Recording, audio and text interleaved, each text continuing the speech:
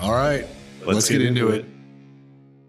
All right, welcome back to the podcast. Today we have on multiple guests, and I'm in a completely different location for Into the Breach. We are currently on Freedom Friends and at Warfighter Tobacco here in San Antonio, Texas, with owner Scott and John. Yep. Hi guys. And we also have. I know you have like a different title. That was and John. Same. Yeah. And then we have Mikey. What's up? He's Apparently, I don't matter, so it's fine. I was waiting to make eye contact. Me and Jazz will just fuck ourselves. Let's go.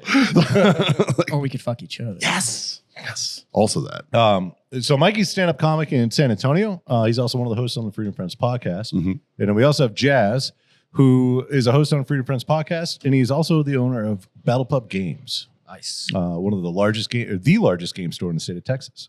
I think my record still stands. There's a guy that opened one, and God, I'm fucking jealous. He's in Arizona, and he built a custom building at 22,000 square feet. And I'm like, Dang. Who died? Who gave you that money? No, this is awesome. I'm pumped to be down here. Me and John were talking, and I was going to have you guys up in Minnesota for the Warfighter tobacco type stuff. And then I was like, man, we should smoke cigars. How can I smoke cigars without letting my wife know and getting yelled at? And then I realized. Leave the state. Yeah, exactly. Yeah, I realized you guys have a whole studio where we can smoke cigars and drink. And I was like, well, I'll just fly down here. That'll be a lot cheaper, actually. So here we are. I'm super pumped to be down here. And how are you guys doing? Good. Yeah. Well, I'm upset now, not to go completely off the rails, but what the fuck happened to my vagina? That's true. Where is all this stuff? Why are you We had a moving lot- stuff? We had a lot of Justin? trinkets that were hanging on the microphone. I used to have balls over here. Like, A really cool guest sent us vagina keychains. So for the Into the Breach Crowd. welcome to the Freedom Friends. the Freedom Like, Friends is a unsubscribe. comic Sorry, guys. comedic podcast. Yeah. Just realized mine. We'll actually jump in. Good. Yeah. For the audience. John. Found my balls. Scott. John, Scott, how did you guys meet? You served together, I know that much. And then how did Warfighter Tobacco eventually come into Ooh, those are all I'm interviewing you. crazy questions. So John and I met when this crazy PFC showed up at my my platoon one day. Yeah. So Yeah. Scott was already at the unit before I got there. not the unit. We were at Third of the 327. right. Second 101st platoon. Airborne. Nice. I was literally about to make a joke. I was like, oh, Where are these? Stolen Valor. Yeah. Yeah, he was the only PFC in The only unit. one. Yeah. What do you mean? PFCs don't get there? Right out Right out the gate, yeah.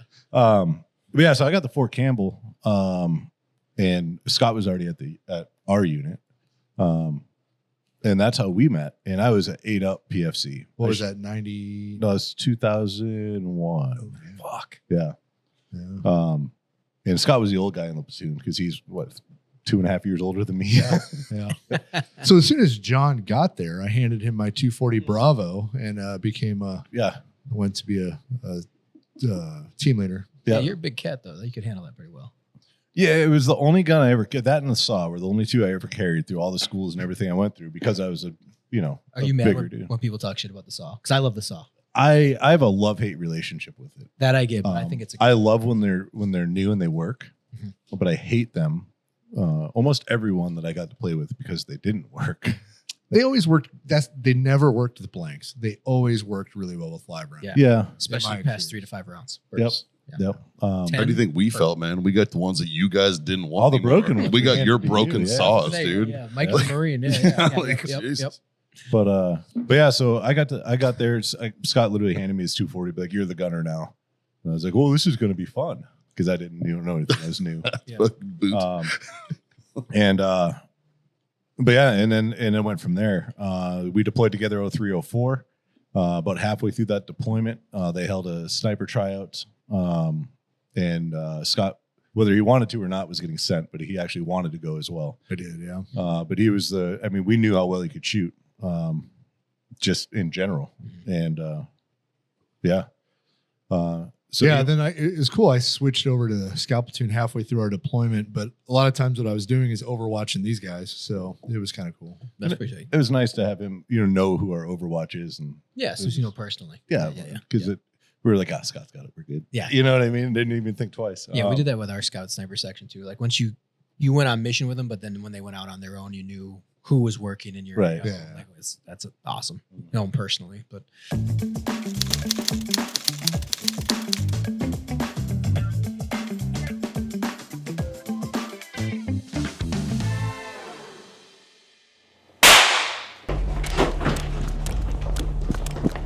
What the fuck was that? What was that? Have you seen these new adult snaps? They're awesome. Want to see what else I got?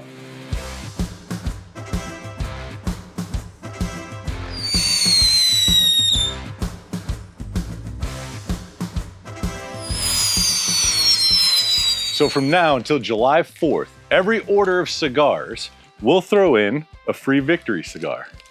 So remember, the best way to light your fireworks this year is with a free victory cigar. No code needed.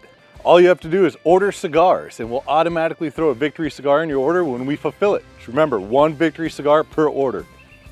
So celebrate the birth of America with America's favorite cigar. Don't forget to celebrate recklessly.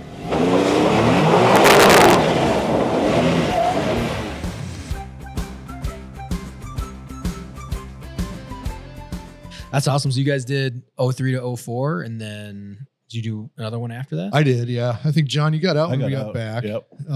When we got back, I had organized our snipers that hadn't gone to a school yet. Mhm. I knew we had another deployment coming up, so I organized to go to a civilian sniper school in Arizona. We went to the McMillan Sniper School and got the our unit to pay for that. And I think it was like one of the first active duty units that went to a civilian sniper school. Right. And then immediately when I got back from that, I went to we at Fort Campbell. There's 5th Group. Went to Sodic, and went through Sodic and ended up getting top shot in honor grad. Pissed off a couple master sergeants that were in that school, and but then they offered me a slot to be like an instructor to teach like the tour. We let about 400 to 600 first guys go through every class. Mhm. And so I did that for about 8 months before my next deployment. But That's awesome. yeah, Did you guys? Was there not enough slots at sniper school at the there time? was not. For McMillan. That's why they sent you to McMillan. or- They sent us to McMillan because I figured out how to do paperwork, and I requested it and got us to go there. There That's was- one in Cowtown, right? Yeah, Yeah. very good school, and I contribute McMillan Sniper School to me coming back and getting top shot in honor grad at Sodic, Yeah. because I had just come back from, and I was like, I think I leveled up by going to that civilian sniper school. So congratulations on them for because this was in 04. Yeah. So it was before a lot of big training companies had even spun up yet. But yeah, it makes sense though, because I mean, on the civilian sector, that's all you do. I mean, that's your kind of like your life, and you put the rounds down range. I was like, it's Yeah. like Scout Sniper School. Everyone's like, "Oh, you're amazing." I was like, not really. I mean, we have our range, we Yeah. do that, but it's actually the shooting it's big, but it's not as big as the field craft, not as big as the op it's not as big as the mission planning, not as Yeah. big as the other stuff that's stalking that we do. But So yeah, the McMillan Sniper School that I went to, it was good. We did stocks. oh really? Oh yeah, we did. It was field craft. Yeah. Like we learned how to shoot through loopholes like this fucking big. Like it was, we actually figured out a formula, how far back you had to be to shoot through what size loophole. Really? And we were doing some high tech shit, a lot of angle stuff, which if you do learn a lot of angle stuff, you learn it really, you don't need to know any of it because you have to be past 300 for it to even make a difference. Mhm. But if you're past 300 at an angle, like, there's not too many, or a 45 degree. Mhm. So it's like, It's you have to be on a legit mountain cliff to make it Afghanistan or even Utah. matter. Exactly. Right? Yeah. Marine Yeah. Corps, the Mountain Warfare Sniper. I never went, but I know the guys. We sent a few guys, and they come back and teach us. Marine Corps way, Yeah. we'll send one guy, and then we'll train 10 Yeah. because they don't have to send 10. Yeah. But yeah, that's what theirs says. Like, yeah, man, you got to be at like a wicked angle Yeah. to even like make For a it, difference. yeah, it's an inch or two. Otherwise, who cares? yeah, right? exactly. So, Yeah. Well, for me, it matters an inch or two. Well, True. I think that's the majority of Yeah, us. majority of us. Yeah, that's awesome. So you went to Sodic, and then what happened after that? yeah. So I did that for about 8 months, and then we got redeployed. Back to Iraq we went, and then I did that, and I like to say I got an Article 15 with a V device in Iraq the second time. So I got a little demotion because it was one of my guys' 21st birthdays. We had a little whiskey celebration, and company commander walked in right when we were pouring it, and he fell on the sword on that one. So yeah. That sucks too, because it wasn't even like you run around naked drunk. It was No, we just weren't. Like, we you're like just about the weren't drunk at all. Yeah. Like, Did you even get to drink it? No. That's the worst part. Yeah. So yeah. I know how that is because the Marine Corps is the same way. Like I didn't see it. We snuck in and we were snipers. It's like the sniper hooch. Yeah. We like New Year's. We had snuck in some nips or something. Everybody did. And I didn't. I mean, it wasn't me. It was my buddies. But like my first pump, we were dry. Second pump, dry, and no one was hunting for it because we're out on mission. So it's just someone happened from Camp Fallujah. We're like, hey, I got it for some New Year's fun. Used to buy it off the bus drivers on Camp Fallujah. Oh, I think probably It was like $40. Yeah, we just weren't there enough. Like you know what I mean. Like we were always out at Gar. You remember Garma? Mm-hmm. Yeah. Yes. Yep. OP Delta or FOB Delta. So Yep. that's where we were at. Absolutely. For my second pump is a sniper. But yeah, I know if you're like everyone's like, all right, lock the door. No one's, we're all, Well, it was just so out of time and character for him. Yeah. And then usually somebody knocks, but Yeah. just walk right in. So that does suck. yeah, but it is what it is. It got me out. Wife gave me an ultimatum at the time. She's like, I'm going to move back home. You can come with me or not. So I'm like, yeah, I'll get out. Now was a good time to get out. Yeah. So What years was that? I got out, would have been January of 07. Okay. So Nice. yeah, It's a good time. yeah, it was a good time to get out. But So then I believe, if I remember correctly, because I've talked with you, John. Yeah. You had started, when did you guys eventually link back up again? And So we didn't speak like radio silence for probably like 5 years. Mhm. Yeah. Maybe even longer, maybe 6. And then we so our platoon was really, really tight. Like to this day, like Father's Day was this past weekend, and I didn't have a phone, but as soon as I got a new one, it blew up with Father's Day texts from all the guys, like still in communication actively. So we planned a platoon reunion, which it wasn't the first, but it was one of the larger ones that we planned, to go whitewater rafting in West Virginia. you're skipping awesome. one. Oh yeah, I skipped one. So I went from a machine gunner, ended up becoming the machine gun team leader. My gunner, Ackerman, he got married in Vegas. I don't even remember when that was. 2011. That was about the 5-6 year mark. Yeah. That was like, I think that was 2010 or 2011. Yeah. And so a bunch of us went out to Vegas for his wedding. Fuck, I bet 20-25 of our platoon Yeah. went out. We had a That's good awesome. amount. And it was That's awesome. Yeah. Our platoon leader just showed up out of the blue. He's like, "Hey, there's going to be a party here." And so we had a great time out there for that, and that kind of opened a line of communication with a lot of guys again. And then a couple years later, I was actually living in Europe at the time, and what were you doing in Europe, John? my ex-wife was active duty Air Force. Oh, Yeah. you dependopotamus. I was. It was That's awesome. awesome. And on an Air Force base. I mean, you're divorced now, but Yeah. it was Nah, fun, I mean- it was fun at the time. Yeah, it was great at the time. Where were you guys stationed? We were in Belgium. What? Yeah, so it was it was such a messed up mission too. So she got orders. She was airfield management and got orders to Chevs, which is just outside of Shape, the NATO base that's over there.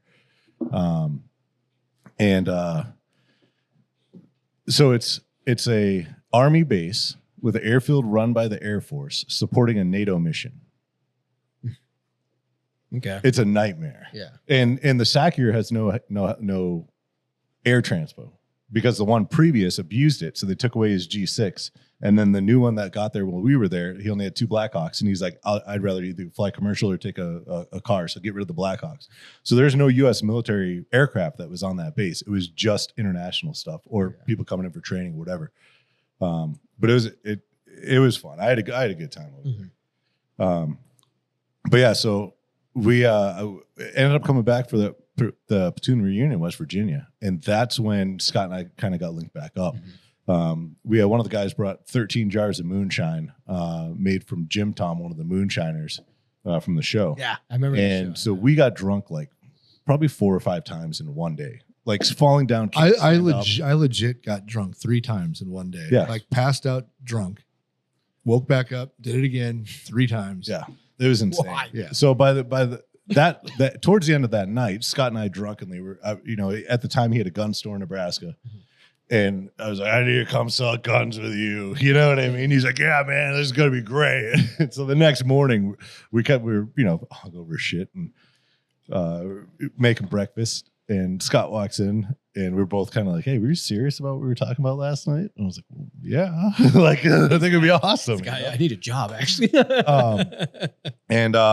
So I think about a year later, I started going, spending 3 months in Nebraska, a month back in Europe, 3 months in Nebraska, a month back in Europe. Did that a handful of times, and then ended up getting divorced. And I called up Scott one day. I'm like, hey, you want to bring me on full time?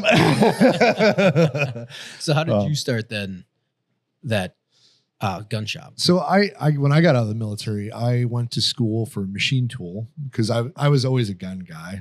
And I wanted to get into gunsmithing and firearms and stuff. I kind of started, I lived rural and I had an outbuilding that I had kind of set up as a shop.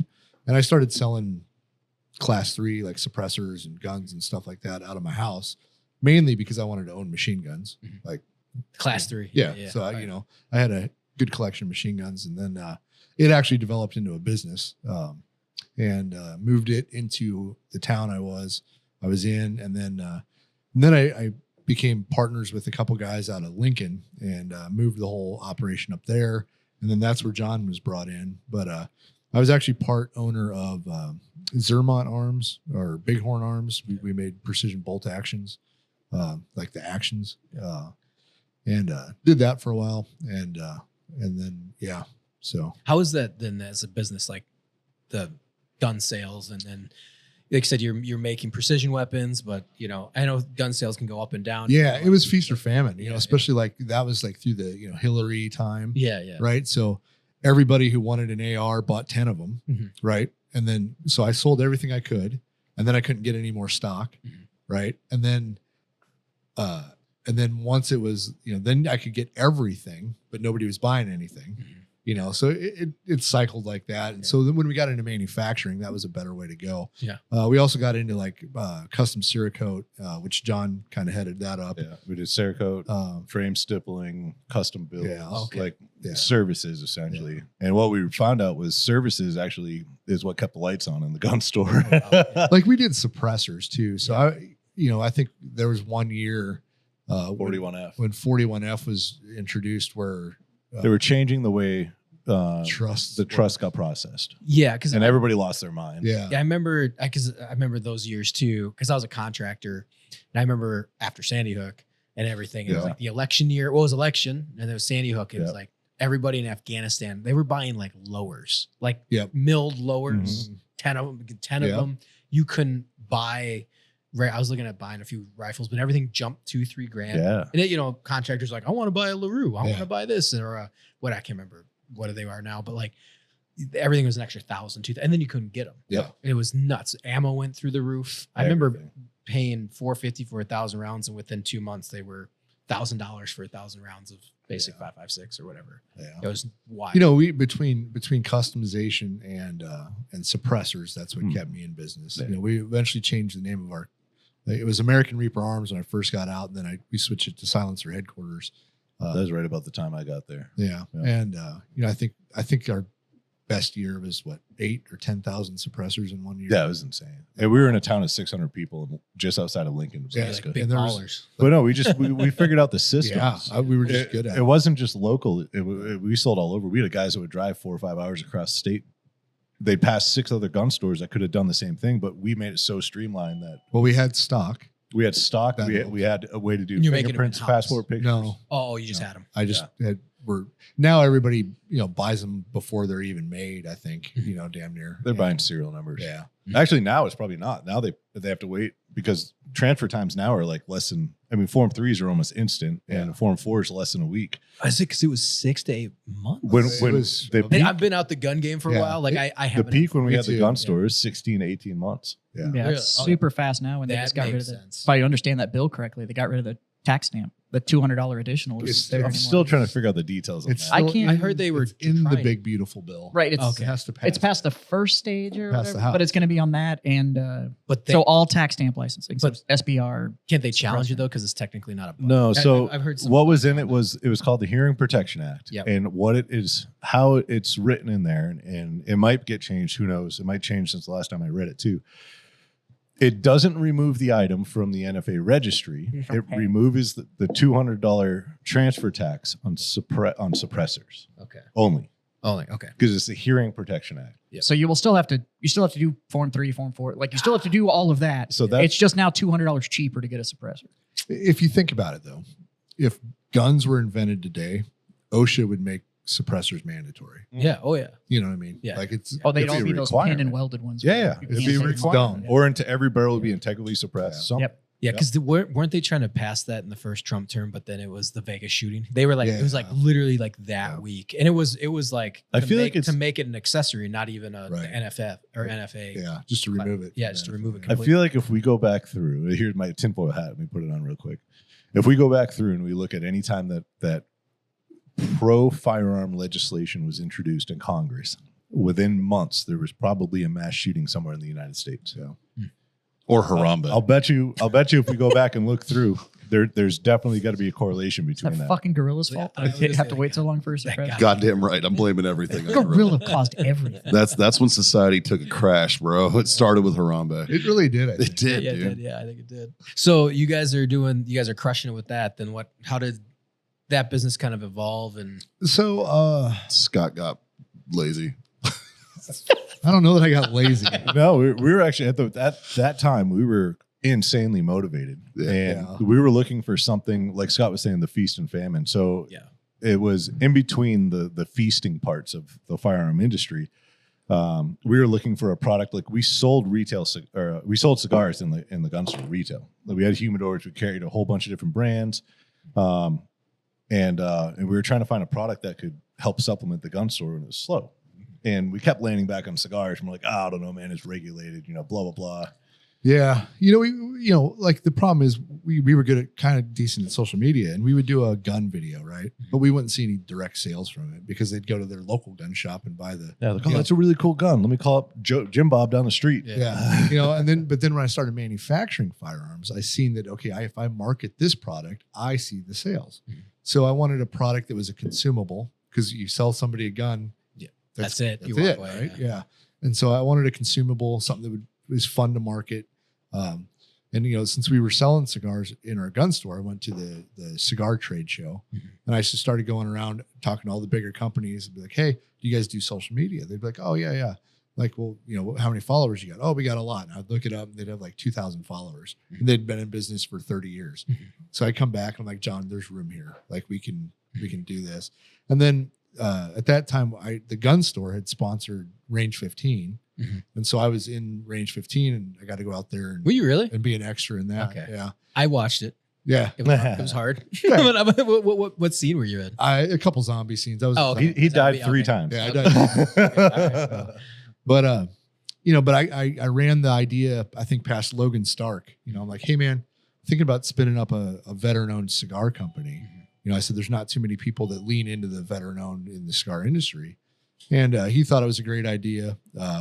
Nick Palmisano and we were drinking on the rooftop of the hotel where everybody was doing their thing. And he's like, Warfighter is such a stupid name. It'll never work, And And he names his company Ranger Up. Okay, Ranger up. but I think he was basing it off of that, of his experience, Yeah. And I'm like, yeah, but I don't know how else to brand it. Like, how do I do Scott Jansen cigars? Like, nobody gives a fuck, right? Yeah. I don't have a Hispanic, a Spanish background My name, family hasn't been doing this for 150 right? years. Like, Yeah. You want the whitest Midwest cigar imaginable? Right. Try Scott Jansen special. Yeah, dude. right?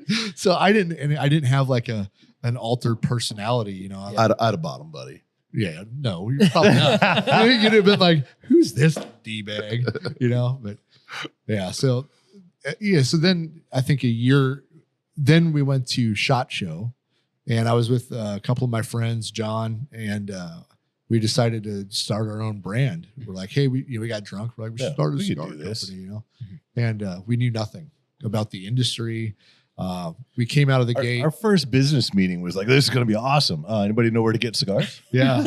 And my one of the co-founders, Chris, he's like, yeah, I do, and it was a middle guy that just white labeled whatever cigars. Right. And within like 2 months, we were selling more cigars than he could provide us.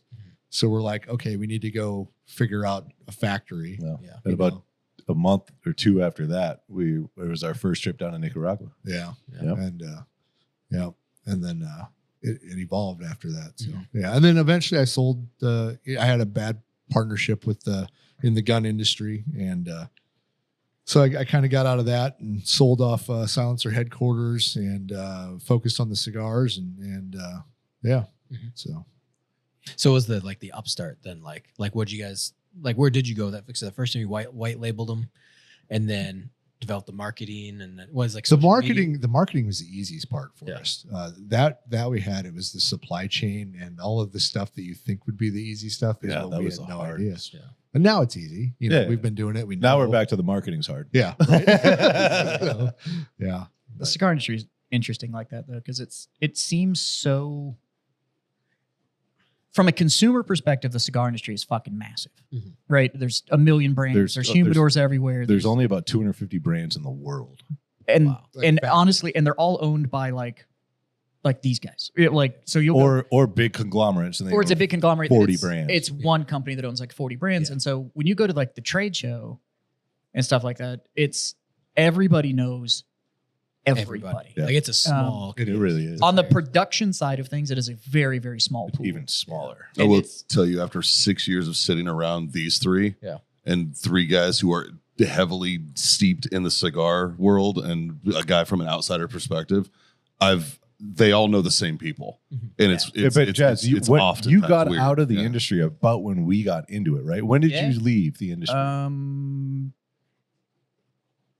13? Yeah, and we got into it in 15. We started Warfighter in 16. Yeah. So, but it's one of those things where gatekeeping is not the right word for the industry, but it is one of those. There's a level of entry. There is a before everybody's going to kind of step up and reach down and give you the hand that pulls you up and stuff like that. They got to kind of see that you're hungry enough to fucking make it. Cause there was a bad period in the cigar industry where like literally for $7,500 you could own a brand.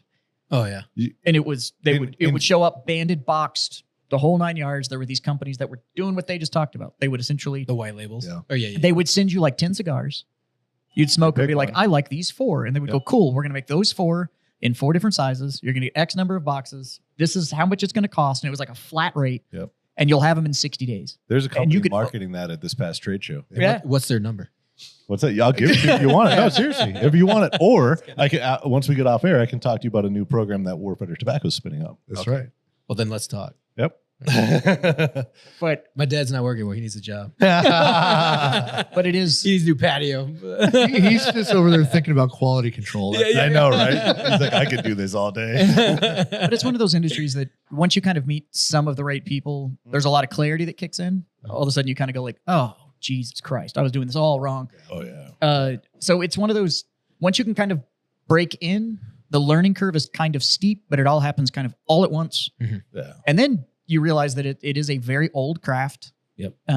There's not a lot of steps, but if you fuck up one of them, It's, you end up with a bad product. Yeah, Like it is a, Financially, it takes it takes a little bit. there's to a get- cost of it. Yeah. oh yeah. Well, when we first started going to the trade shows, like, it's hard to like, okay, where are we going to be in 5 years? Where are we going to be in 10 years? Because we're in an industry that we're new. We don't really understand how any of that works, right? So we just went into it with, Kind of approve the concept. we definitely had a proof of concept, but we went into it with a mindset of like, this is going to work no matter what. Like we're just going to grind until we make this work. And we found out really quickly that that's not how the industry works, right? So what I mean by that is, like, we're talking to cigar shops, and it's like we're like year one. And we're like, yeah, we got the best cigars, we got this, we got that. We already had a legit factory in Nicaragua that was doing all of our production. We had great blends, like everything's on track for us. And what we didn't factor in is, at that time, like Jazz was saying, there are brands that were coming and going in the industry. And so for a retail shop to get behind a brand and that brand disappears a year later, that burns that shop because they invested into it, and then all of a sudden it disappears. Now they're not going to sell what's left of their inventory. And that was quite literally the timeline. It was like the brand would pop up, they'd get like 15, 20 doors to let them in. Yep. And then they'd run these events. The shops would be like, we have faith in it. We'll buy big. This is awesome. Come to the event. Da, da, da, da, da. And literally 8-9 months later, They're done. the owner has disappeared. The brand is gone. Was it more like pump and dump? No, so what they would do is No, they'd get their initial batch of inventory, they'd sell it, they'd spend all the money on whatever they were doing, and then they didn't have the capital to do a reorder, and so they just disappeared. Well, not only that, but you can't just. If I order cigars today, it's a minimum of 120 days to get. So you're really from our factory, right. Yeah. And so if you're trying to project growth, and then if we had a factory delay one time, it's supposed to be 150 days, and it ended up being like 230 almost 300. days. Yeah, Oh wow. it was insane. Yeah, right. I Well, think I remember you talking about that. yeah. Because we So what do you do then? we have all this money invested into it. We can't get the money. We can't get the product. Yeah, And but it's it's out not of product. it's not a 1-for-1 replacement either. Yeah. So, you sell 200 boxes this month and you had a projection inventory for this quarter, but you've already bought for 2 quarters from now, but you had 200 on this order, you have 600 on the next order because you're looking But at the next projection. order doesn't come until. But then the next order doesn't come for that, and then you end up with a 300-day delay because it's somebody all in the sneezed. tropics. So, some storm rolls through, somebody dropped an ash and burnt a warehouse to the ground. Like it's constant. Yeah. The update when you're on all of the news kind of paths for the cigar industry, the number of stories that happen on like this entire crop was lost, this warehouse burnt down, this happened, that happened, like beetle infestment, like it's because it's all organic. And there's no recovery. No. Like it's not like, oh well, some of this might be okay. And it's like, nope, if one of them's fucked, It's gone. it's all fucked. And we're starting all over. So now it's grow new tobacco, age new tobacco, roll that tobacco, wait for that to roll and age out. Like it is. Yeah, it's a lengthy. So it's almost like a sensitive process almost. Yeah, Like, very like I much said, so. even though it's like you have everything established, we got the money, orders. It is still very it's much just- a craft. it's still a craft. And then on top of that, since it's organic, if you're It's right. it's You don't organic have it can't be grown everywhere. and it's handmade. It's handmade. There are no machines involved in anything from seed to cigar. And keep in mind, you're talking about Planting, harvesting, nothing. you're also talking about a maintained product. So they do something goofy, like when we had all the ports that shut down because they all went on strike. Well, now you have this product that's like, we're good for maybe 10, 12 days of it not being in an active humidor. And now it's sat on a port for One of the things 60 that we days. learned from that is everything is air freight now. I don't care what it doesn't matter the cost because Air freight. it's either we get it in 4 hours from Nicaragua, or it could sit on a container ship for 2 months if something goes wrong. then it's toast. And then it's trash. It's We worth can't the use it. extra to speak. It's Get not, here now. You can bring it back. It just But then it it's takes time. but it's yeah. more time. Yeah. Time. But yeah, so we got to the trade show and we're talking to our retail partners, and they were like, yeah. When you're here at like year 3 or 4, maybe we'll come talk to you. Oh. And then it was like, oh, whoa, okay, cool. So then like year 3 or 4 came around, and I remember them like, hey, motherfucker, you remember us? Yeah. You told us year 3 or 4. It's year 3 or 4, man. Yeah. And we started getting more orders. And so like 2 years ago at the trade show, we were in our almost 9th year. And I was like, we got a 10-year cigar coming out in about a year and a half. We're already starting to work on it. Like, it's awesome, blah, blah, blah. And one of the guys who's been in the industry for, 30 plus years now. And he's like, 10 years. He's like, man, you guys are almost an overnight success in this industry.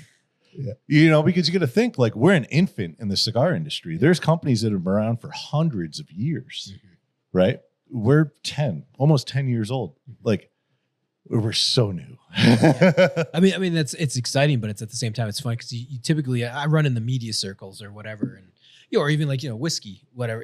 People get into that, but like when you start talking about, or breweries for that matter, that kicked off breweries and beer. Mm-hmm. But it's like cigars, like no, these guys have been around for longer than these breweries have been around, like longer than the United States have been around. These brands or these this culture. Yeah, it's generational in some of these families. You look at you look at the big picture of a brewery, right? If I could buy all the equipment and brew my own beer, or buy all the equipment, have my own cigars on my control, like that would be awesome. However, it puts me in a category where everybody else can do the same thing. So having cigars be a little bit more difficult isn't always a bad thing. Yeah. Right. Same thing with the reason I sold suppressors. It was more niche. Not everybody did it. Right. Yeah. And so I like products that, where it's like, Like I don't want to sell soap. I don't Yeah. want to sell. I don't want to sell. There are times though where I'm like, you know what? I just wish we sold fucking toothpicks because nobody regulates toothpicks. Yeah, it is true. It's a double edged sword. On Yeah, that, yeah, for yeah. sure. Well, that's the thing too, is I think that barrier to entry, but I mean it kind of works in your advantage though. If you're like willing to put in that time, Yeah, like you are, we're committed. Like we're gonna be doing this, and this is gonna be a 10-year plan. Yeah. It's good to hear, like I said, business entrepreneurs, because a lot of people, like especially in our generation, it's like, oh, tech, apps, yeah, media, social media, social media management, or you go into some of these worlds, they're like, oh, 6 months ago I was on a couch, now I'm a billionaire, or some shit right. like that. It's like, it kind of does bring back then, oh, we have to build this from the ground up, and you have to wait. Yeah. Like there's no speeding up the process unless you're like Right. maybe a celebrity. yeah. But even then, That some of those companies, maybe they're like, I don't care if Matthew McConaughey's attached to it. Right. Where's your fucking Yeah. supply? Yeah. Like, yeah, your Beatles are saying, I can't trust you. Right. Like, is it, because I mean, alcohol, like you said, you can distill it, you can Yeah. do whatever. But with cigars, you're just like, The interesting it doesn't thing about cigars and famous people is They never work. it doesn't work like they think it's going to. Yeah. So that you have there's been probably 10, 12 people since we started, famous people that have put their name behind them. Only one has taken off really well. Which one? Guy Fieri. Well, That's the funny it. thing is What? that his name That's is the only I one. didn't even know he And the reason is called because his name's not on it.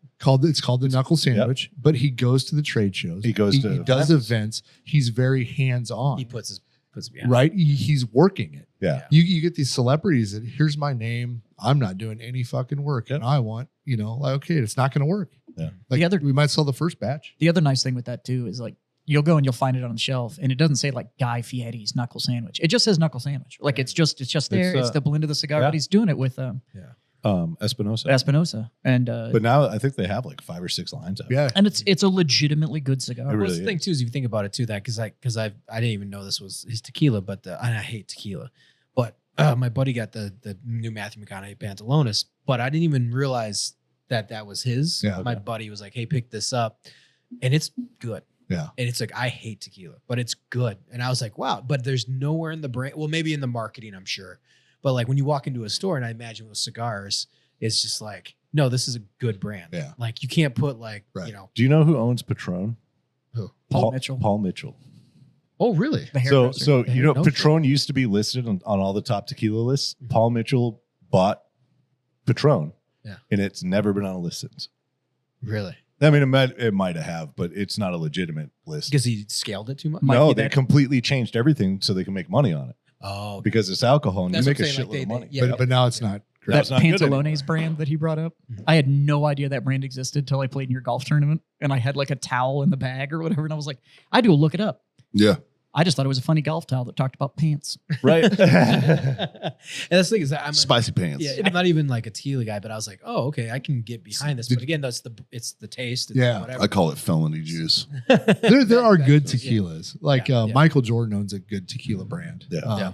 But you wouldn't even know he owns it. Yeah. Like it's just a. What is I mean, Sicaro? The Rock had his. That one was kind of trash from what I understand, but Yeah, It he- wasn't bad. Terramana? Terramana? Terramana? Terramana, whatever it was. Yeah. yeah. did he like put the fucking bull on it? No, No, I mean, it's got all of his like Maori Oh, okay. tattoo, his Shit. Yeah. tribal shit. Yeah. From Mexico. Yeah. that he got when he was in Northern California. Considering that I'm the size of his average meal, I don't really want to piss off the Rock, but I actually like He's a The big Rock. fan of I got Friends. He's like, nothing "Oh my bad to God, say I'm about not that, listening dude." anymore." He seems like a really nice dude. Yeah. Well, so then you guys are moving in 10 years in.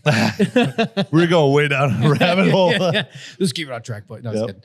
good. So then it's like, what have been the challenges then? Like beyond, like 'cause now you're going back to marketing. You guys are at 10 years. People are talking with you.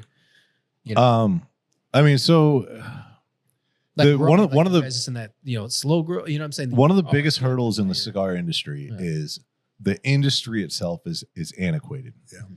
It's about 25 years behind today's day and age technology of the whole nine, maybe 20. The past couple of years, we had some new things that came out in the industry. But it's a very, very antiquated. Like we have shops that are like, hey man, here's a credit card authorization form. Just fill it out. We keep it on file. Anytime you place an order, we'll just run your card on file. And then the guy's like, I only write checks. Yeah. or I do COD. Okay. Yeah. I only do COD. I'm like, ooh, okay. Like Cash on delivery. Oh. It's like nobody, like we No. won't do that. no, because anyways, but then like we have guys that are, they're in the industry and they own a retail shop and they're like, if we don't see your face in here or a representative from your company every 6 weeks, we're not bringing your brand in. Well, And it's just like, okay, so there's about, I don't know, 3,500 cigar shops across the United States. How do I go to every single one of those every 6 weeks? Yeah. How do I pay a sales team to go to one of those every 6 weeks? Yeah. Like it's impossible. and then they're like, well, you sell online direct to the consumer. I can't carry you in my store. Well, Yeah, you're competing with us because you sell online. Well, I'm creating customers yeah, so I can send them to your store. nobody would know who we were if we didn't do that. Yeah, yeah. And if you want me there every 6 weeks, and I like it, you Yeah. know, like there's, Yeah. I employ 5 people. Right. I can't be in 400 stores every 6 weeks across this country. Yeah. You know, So and it's a huge barrier of entry to bring on a new sales rep, right? For one, you go through about 4 before you find somebody that works for 6 to 8 months, and then they leave, and then you got to start all over again. It's just hard to sell. I mean, imagine. So there's two shops different ways to look at it, right? So you get somebody that has cigar knowledge and you teach them sales, or you get somebody with sales knowledge and you teach them cigars. Because if they already have both, they've already been in the industry for a while, and you probably don't want them. They probably already have a million bad habits, and you know what I mean. Like, Yeah, yeah. well, so you walk into your normal cigar shop, right? And you look at their humidor. It's usually full. Yeah. If it's full, you're competing for shelf space. So now I have to convince that owner that my brand is going to sell better than any brand that you have to remove off your, but you're not going to just take it off the shelf and put mine on there. You have to sell out of it first. Then when you sell out of it, are you going to remember my brand, or are you going to yeah, bring in one of the 50 other brands that have been in here? You know, it's when we first started, we had a really nice website with a dealer portal, right? People could log on, order their stuff, and our shipping, we ship the next day. We're fast with shipping, right? We don't, we charge actual shipping costs. We had one shop in the whole country that would use our dealer portal that was because everybody wants you to come in, Yep. or, Really. it's just, it's antiquated, yeah, and the industry is shifting. I just don't know where and how fast. Is it because of some of these cigar shops? I mean, because I've seen some pop up, but is it just because the owners are part of that old culture? I think so. But like the good, there's a couple different categories of cigar shop owners. One, it's the hobbyist, right? He doesn't know how to run a business. He's just there because he's got it because Yeah. he wants to smoke cigars. There's the retired guy who he is the hobbyist, right? Mhm. He just wants something to do. The guys who legit know how to run the businesses, they tell us that if we ever stop selling online, they're going to drop our brand because that's how people know us. Mhm. We want our customers to go into their local shop and buy our product. Yeah. Right. But if they can't, then I'm not going to not sell it to them. Right. Yeah. I have to provide an online place for them to get this. Yeah. Yeah. So it's challenging that way. I think, the way John and I think we think more up to date, more mainstream. But it's end Right. user based. Yeah. So our the person smoking the cigar, whether they get it from a retail shop or on our website, our goal is to make that guy happy. Yeah. Yeah.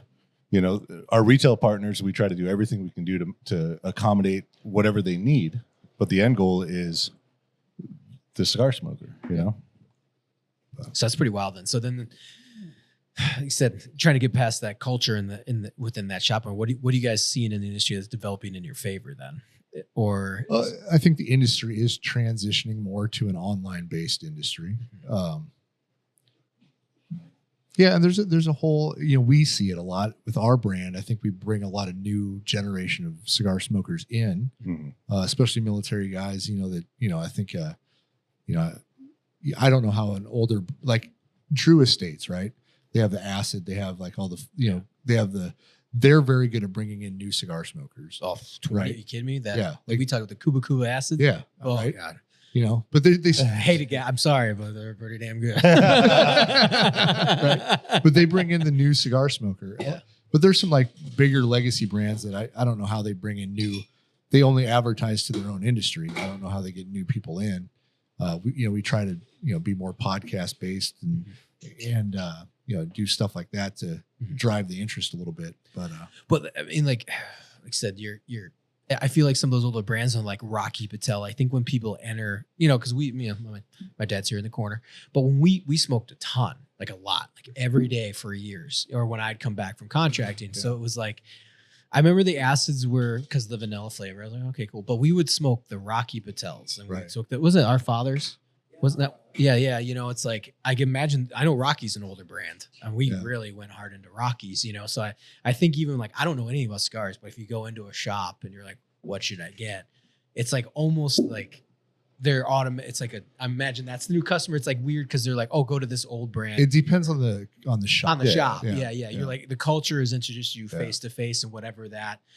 The bigger brands that have been around forever, people are like, well, this is the reliable one. Like, I go to Rocky. So, for 50 years. I think that's the perception that we have to fight because sometimes those bigger brands aren't necessarily the best brand. The best quality. Right. Yeah. They're doing, Massive high volume numbers. production. Yeah. So, sometimes that small batch stuff that's like, we're considered a boutique cigar company.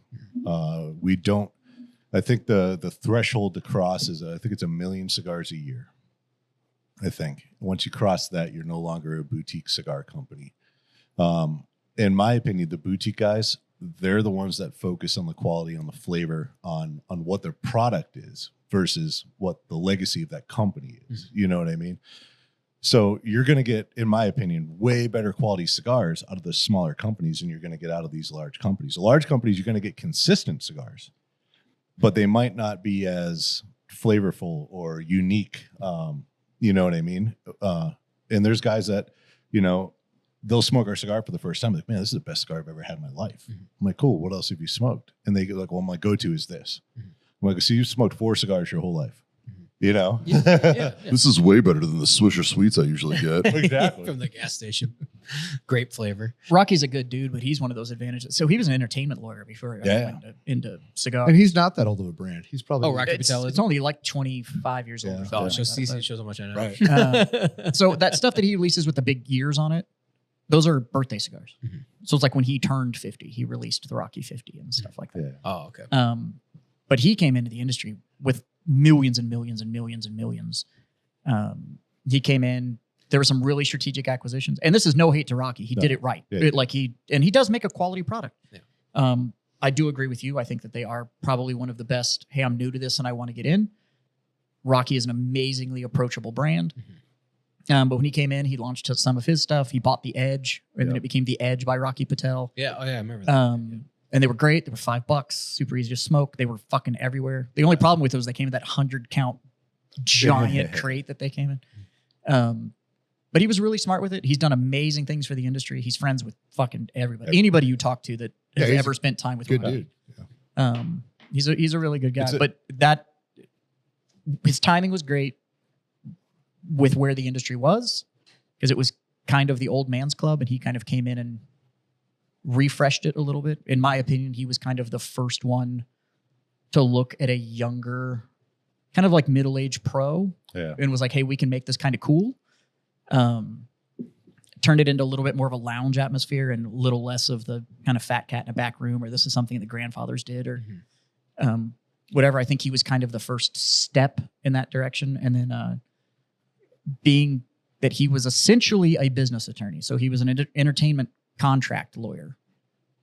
He understood how to navigate those waters of how do we get brands to talk? How do we get this factory to support that factory? How do we do collabs? How do we do this thing? And so it opened the doors for a lot of dude. stuff that happened in the industry since they came on the scene. Like, I think no Rocky Patel, there's no Drew Estate. Yeah. No Rocky Patel. Matt Booth never stands a chance. Yeah. I mean, these guys that are now staples, like like I can't imagine the industry with some of the younger style names that are out there now. Not saying that the Rocky Patel or that brand built those other people. They help facilitate certain aspects to set a allow it precedent. to happen. Well, and they set a style precedent. Yeah. We even saw it, 2010, 2011, that kind of era. When you start seeing brands like Davidoff that did like that street art release that they did with all the graffiti boxes and all that kind of Davidoff of Geneva, like the pure white box, white label. We've made the same cigar for the last fucking 500 years. That Davidoff, all of a sudden, we were at a trade show in Orlando and they brought in all of the graffiti artists to like go to the Davidoff dinner and shit. And they showed up with like Air Force Ones on with their tuxedos to go to the Davidoff dinner and shit. Like that's when we really started to see that shift. And to be honest with you, brands like Warfighter, pushing 10 years now, the rise of the boutique that was allowed to do something that wasn't just this steeped in tradition aspect. There are other brands that, and I'm sure you guys do, but you kind of have to look at them and kind of thank them for like, hey, you guys kind of rolled the dice on getting the Jonathan Drew. Like he broke all the molds in the cigar industry. JD fucked up everything. he fucked up everything. Yeah. And he started with a fucking kiosk in the World Trade Center. Yeah, he literally had. You look at cigar brands and you can tell the ones where the owner of this brand came in because he was already successful. He already had all the money in the world and he started a cigar brand. And then there's other brands like us. We didn't start with any fucking money. We were just really hungry. Right? And I think I've seen both fail. Yeah. I've seen both be successful. That's true. So it's you just never know, I guess. You guys setting a precedent too. I mean, it's kind of like Black Rifle Coffee did with the coffee, but you see then a lot of veteran brands or like, oh, like cool, like that's an option to go to, because I would never thought, you know what I should do, start a cigar company. Yeah. Back in, contractors. Right. Back in Afghan, I was a contractor from 2010 to 2013, and you saw the craziest ideas, like everything. It was really cool. Actually, honestly, it's like from an entrepreneurial standpoint, hey, I'm going to go do filmmaking, but like it was cool because no one had they're like, well, what can I do to make more money to get away from contracting? I'm doing t-shirts are a big one. Yeah. Everyone had their own t-shirt companies, but it was cool looking at the process of guys like how much the t-shirts cost. I'm trying to build a brand or whatever. And then you had, but I would have never at the time been like, what we should do is start a tobacco company or like, cause it seems so out there. So like, or like a bit, you're not out there, but you know what I mean? Like at that time in 2010, 11, 12, like, holy shit, do I have to go buy a factory? Do I have to go, what I mean? Like, we knew nothing. Yeah, exactly. It was, thank God you didn't have to buy a factory. I think some of that's that the veteran entrepreneur though, whether you really lean into the whole, like it's going to be military themed or if you're just going to do the veteran entrepreneur thing, I think that comes with, I don't meet a lot of vets. Hold on. I don't meet a lot of enlisted vets that aren't gamblers. Yeah. And entrepreneurship essentially comes down to It's a gamble. Are you a gambler? Yeah. And so whether it's, I sell fucking games for Christ's sake, but whether it's tobacco or booze or games or media or whatever it is, there does come down to this whole like, well, I don't want a boss. And so I understand the level of risk I'm willing to take, which is to not have that boss, right? Which is why I tell fart jokes for a living. With the level of risk is the ultimate risk is failure, right? Yeah. But look how many times just the average veteran has started their life over. Yeah. Oh yeah. Right. You graduate every 3 years. You graduate high school. Average. You start over. Yep. You because even going to a new unit when you were in, you're starting over. Right. Well, look at it from you got to promotion. earn your shot. And then getting out of the military, you're starting your life over, right? Yep. And so, like my favorite veteran entrepreneurship stories are people who have failed, right? Oh yeah, because I've failed several businesses. I consider them failures, right? Because I'm not still doing them, right? But then you hear the successful stories, and all of those guys have like, I failed at this, and this before this caught on, right?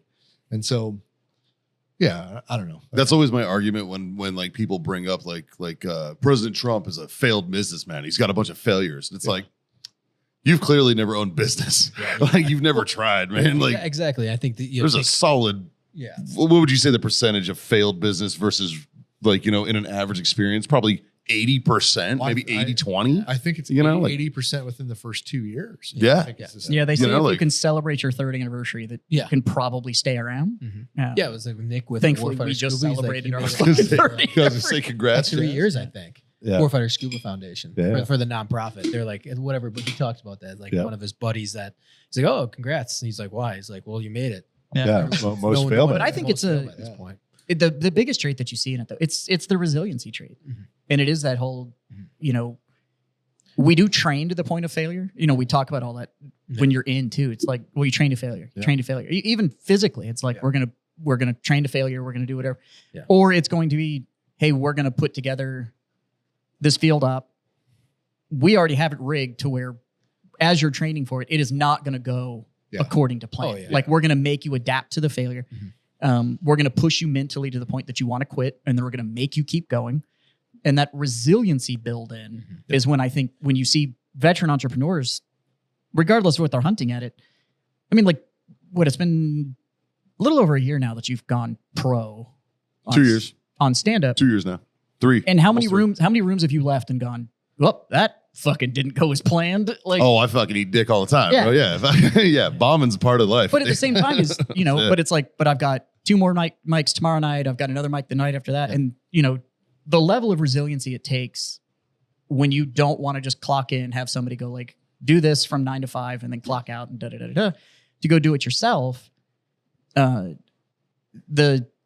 think when you look at the veteran entrepreneur and their willingness to do that, it's that resiliency mindset. And if you go and look at what they did while they were in, you don't run into like a whole lot of like admin guys that get out and go and like, do it. Yeah. Yeah. hey, I think I'm going to go start an insert business here. Usually they get out and they're like, oh no, I'm still human resources. I just work for this company now. And Yeah. and it's the guys that I think it's also generational. Like, and you Yeah. see a lot of that. Like, you know, like those of us, like we talk about all the time with that golden generation, you know, between X and millennial and all that stuff. We didn't get the participation trophies and all that shit. We had to learn how to fail. Yeah. We had to learn how to lose and to be good losers as well as good winners, I right? have 'em. You know, and newer generations don't have that kind of drive. From what I'm seeing, I see it out there because I see comics bomb all the time. I see young comics, young guys that bomb, and they take that shit hard. And I'm like, well, you've never failed before? Right. And they're like, no. And I'm like, well, it's because fucking mommy and daddy did everything for you. Yeah. You know what I mean? And there's an obvious disconnect. And I think that goes across the platform, across businesses, across the world and society. So You know, where it's just really there is a generational gap when it comes to handling failure. I had a conversation with my mom about 2 months ago, and she called me kind of out of the blue and was like, hey, have you heard about your uncle? I'm not going to say his name. One of your uncles. And I was like, no, what's going on? And then he's like, oh, he's in the hospital, and you know, they found him and he wasn't waking up, and you know, he's been drinking a lot lately and all this kind of stuff. And I get another uncle who's hooked on pain meds and all kinds of stuff, right? And so I literally asked my mom, and I'm like, why did it skip a generation? And she's like, what? And I was like, so my uncle's father, my grandfather, serial entrepreneur. Got back from World War II, went to Alabama, got a degree, structural engineering, civil engineering, and immediately started construction companies, gas stations. He eventually owned a Holiday Inn and a Comfort Inn, like all kinds of shit over his life. His son, one of my uncles, didn't fucking do fuck all. It just expected everything on a golden plate. And the other one with the alcohol problem, same thing. They expected everything to be handed to them because when they came back from World War II, they didn't want their kids to have what they had to do. So they got soft, Yep. right? Yeah. And then the next generation, us, right? We got somehow motivation. And I mean, everybody sitting here at this table right now is their own business in some way, shape, or form. You know what I mean? And then you look Some more successful than others. and you look at the next generation, right? And they're not so much. Like Mikey was just saying, he got up, a younger comic got on stage, bombed, and he was beat up about it. You know what I mean? So I feel like it's this generational skip when it comes to a lot of this stuff. this younger generation's feedback though too is so filtered. I mean, like, and I say that as we're sitting on this joint podcast that we are going to measure on views, responses.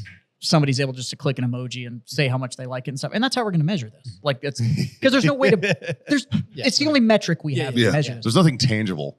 But for the most part, in the reward system that we deal with now, this younger generation, almost all of their feedback is based on that. And most people, if they don't like it, just scroll on.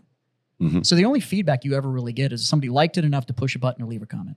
Or they hated it enough that they talk shit. Or they talk shit, and then you get to get It's your like a marks up Yelp by review. getting in the comments and doing it, right? There's no So- 3-star Yelp reviews. But most of the right? time It's people are 1 or like- 5. Like, oh, well, I put up a video of my disc golf game and it got 17 views and 3 people liked it. And the local community, the local disc golf place shared it and stuff. And it's like, so to them, it was nothing but this positive feedback on this thing that they put themselves out there for. Mhm. But then they have to go real life that shit. And it Mhm. turns into the room doesn't respond or. Well, it's also too. It's like since we're shitting on the generation. the but- fuck you, young kids. yeah. But but I also think though too. I mean, in generalities though, I think we were kind of talking about this at lunch a little bit with the influencer mentality or like hey or silent professionalism aspect. Mhm. Like that, you don't know how good those companies that like. Do you know who the CEO of Comfort In is? You know, does he have an No influence? idea. Does he have $1 million? No. Like Does in a he lot of care? successful, does he care? You know, and it's like it's almost you would rather see people see your success opposed to being successful. Right. Like, and I think that is kind of messing with kids' heads where it's like, it doesn't have or- to be you. oh yeah, exactly. And, Yeah. and sometimes brands do fall into that. Like I've worked with other ones that are like, oh, well, we don't have 200,000. It's like, well, that's okay. You're selling more than that influencer Well, hat. You know what I'm saying? Yeah. Like, but I'm gonna they- go back to Mikey's comment here, where some of us more successful than others. Well, I guarantee Warfighter carries more debt than your Yeah. The comedy career. your comedy career. Yeah. That's So- true. I'm pretty debt free. You know? So that's pretty subjective. About to pay off sir. my truck here in Right? a few minutes, actually. So that's pretty subjective. You know what I'm saying? How did you survive that storm last week? Yeah. Uh, Jazz lost Yeah. 3/4 of his inventory. I'm Jeff out. lost His roof 90 fell. grand. I'm out. Yeah, I'm out almost 6 figures because Yeah. it rained a lot. Yeah. So Yeah. Like, what, My house is. I bought my house specifically because of the floodplain map. So I knew what's going to get I damaged. mean, I have what's good not. insurance, but now as this successful business owner, I still have lost. I have 2 revenue streams that are not functioning right now because of the product that I lost. It's one of those revenue streams took 3.5 years to establish the inventory to be able to maintain it, and I lost it in 2 hours. Yeah. Jesus. You know, So- I could borrow $1 million tomorrow and look very successful for a while. Yeah. You know, $1 million it's all, still has it's to all be paid back. subjective. Yeah, It is like it's- subjective, yeah, sure. yeah, so exactly. That's what I'm saying. It's like I think that's what a little bit of I guess the perception of success opposed to what real success is. And I think I think it messes with a lot of people's head. I think we talk about the veteran sphere a little bit too, because I saw it working at the previous company I worked at, where it was more about the image than it was about what you were doing. Yeah. It was more about what you were putting on social than what you were actually accomplishing. Right. And then there was people in the background Weird. that are and, Well- and so it's like that's what you get. But now you're getting a lot of that. It's like, well, my business doesn't have 50,000. Well, that's okay. Like you are, I guarantee you're selling more inventory than most of these others or whoever's starting up or who has, like we've talked about. It doesn't matter if you attach certain influence to your brand, it's not going to sell. Right. You know. Yeah. there's a It- couple yeah. things. Oh, go ahead. Sorry. No, you're good. I was gonna say there's a couple things that we do with Warfighter that we've kind of done from day one, and I think it's given us a little bit different perspective than a lot of other businesses that could start up, just in general, not in pertaining to our specific industry. The first thing is we're enlisted infantrymen. We're dumb grunts. We're just too dumb to quit. And the other thing is like Scott was saying in the beginning of this, when do I name the Scott Jansen cigars? Like one of the reasons Warfighter came around as Warfighter is we wanted something bigger than just us. And so when I think of Warfighter, I don't think of it as I own that. I think of as I work for that company. It just so happens that I'm also a part owner in it. Yeah. Right. It is still this thing that sits over me essentially, like any other business I've ever worked for. Yeah. And having that mindset has allowed us to make decisions for the company and not for individual purposes. Where I think a lot of other companies, it gets to a point where they make decisions for their individual gain, not for the greater good of that company for its future. I you know? think Warfighter as a company is, to a detriment, is very much not ego driven. Yes. Neither me or you put out. I think that we don't really put out ego.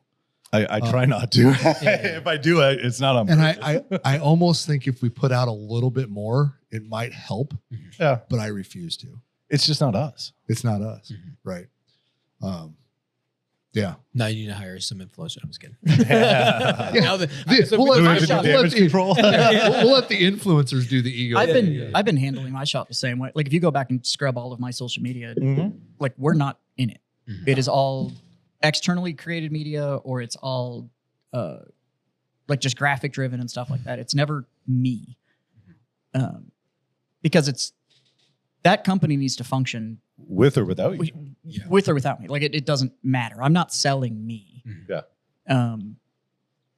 And that separation of I'm not selling myself attached to this product Yeah. has also made it to where the decisions that I can make are very, very different than when it turns into like, oh, but what's the image? What's my image going to be after I try to roll the dice on this? And I'll tell you right now, based on our Google reviews, every negative Google review is somebody that's had to deal with me anyway. So I'm not the one that needs to be out there. You want to Jazz, down the rabbit hole we with knew Jazz that real quick? before we even fucking mentioned it. Yeah. You guys knew I was a prick Well, before we like, ever did any of that. In my world, man, I am the product.